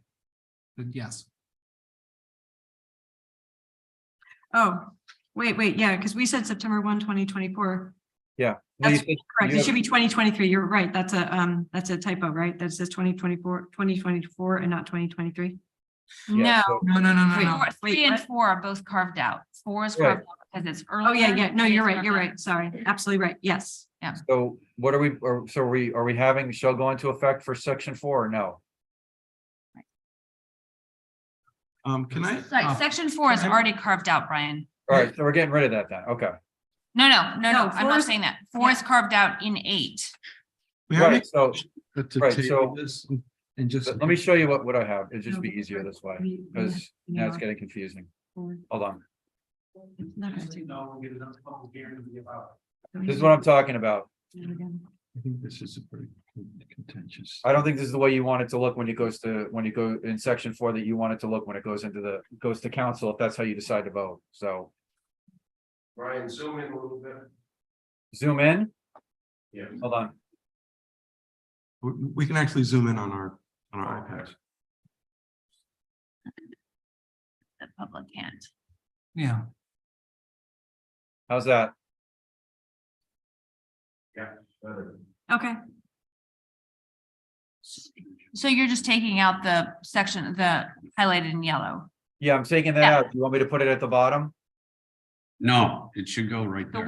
way you just added that is fine. Okay, I'm gonna get rid of that other piece then. That should be the carve out. Yep, that's fine. I just wanted to be, I didn't want to make a mistake in that regard. I wanted to make sure it looked clean. Right, we're gonna do it. I just want to make sure there's no other yellow like that. You still want this to be September 1, 2024 in section 8? Yes. Okay, Yes, with the carve out, Yeah. That's. with the added language. Yeah. okay. And if it doesn't take into effect in 2020, whatever it is, what was the year, 2026? 2026. Then the whole thing expires? Is that the idea? No, No, Section just three section would- 3. But that Section expires. three would Good. So in other words, that's it. You'd have to redo it. Yeah. Yeah. Okay. Well, so yeah, it says except as provided in section 3 and 4, Yeah, right. but it says 3 shall only take effect if affirmatively voted. Right. So in other words, you can't vote on it affirmatively in 2027 if you Right. want to. No, you It gotta- has to be September, by September By 1st, September 2026. 1st. Yeah. And then at that Why is it point, we'll as be of looking at all of the, Yeah. So that gives us a couple of years to. Not easy. to see how the equipment comes, see how the industry changes Yeah. and give people time. 3 years to do outreach workshops. And then do the look at workshops. Where things are at. Right. Does that help? Be clearer. Okay, Lisa, Yes. I think it would be clear. Mhm. City Hall is gonna move forward with things. We can move forward before anyone's in this industry. Oh, no, they have to move forward. They're absolutely completely covered by this. Like, City Hall is what brand new town, this part. those maybe should have been electric. We're Yeah, working on that. Trust me, we're Where working on that's that. a major- City of Norwalk purchased, by the way, Those should have been electric. We think so too. trust me, trust me, plenty of us on this panel have pushed the police department to get more electric vehicles and more hybrid vehicles. And in fact, they just bought 10 hybrid vehicles last year. Drive a Ford Edge or whatever you drive. How come this car is not electric?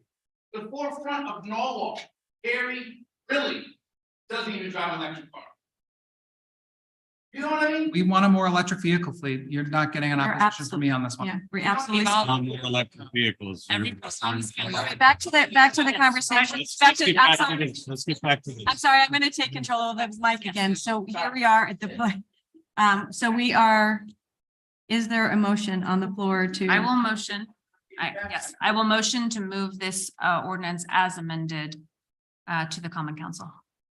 All right, all in favor of moving it to a common council? And anybody voting no? Mr. Mead? Mr. Moore. No. And we, by the way, we just put 10 million gallons of untreated sewage into the river while we had this meeting. Thanks. Thank you. Okay, I guess we have no further business, so there's a motion to adjourn. What was the last meeting? All in favor? All in favor? Uh, Great. Motion is the meeting's adjourned.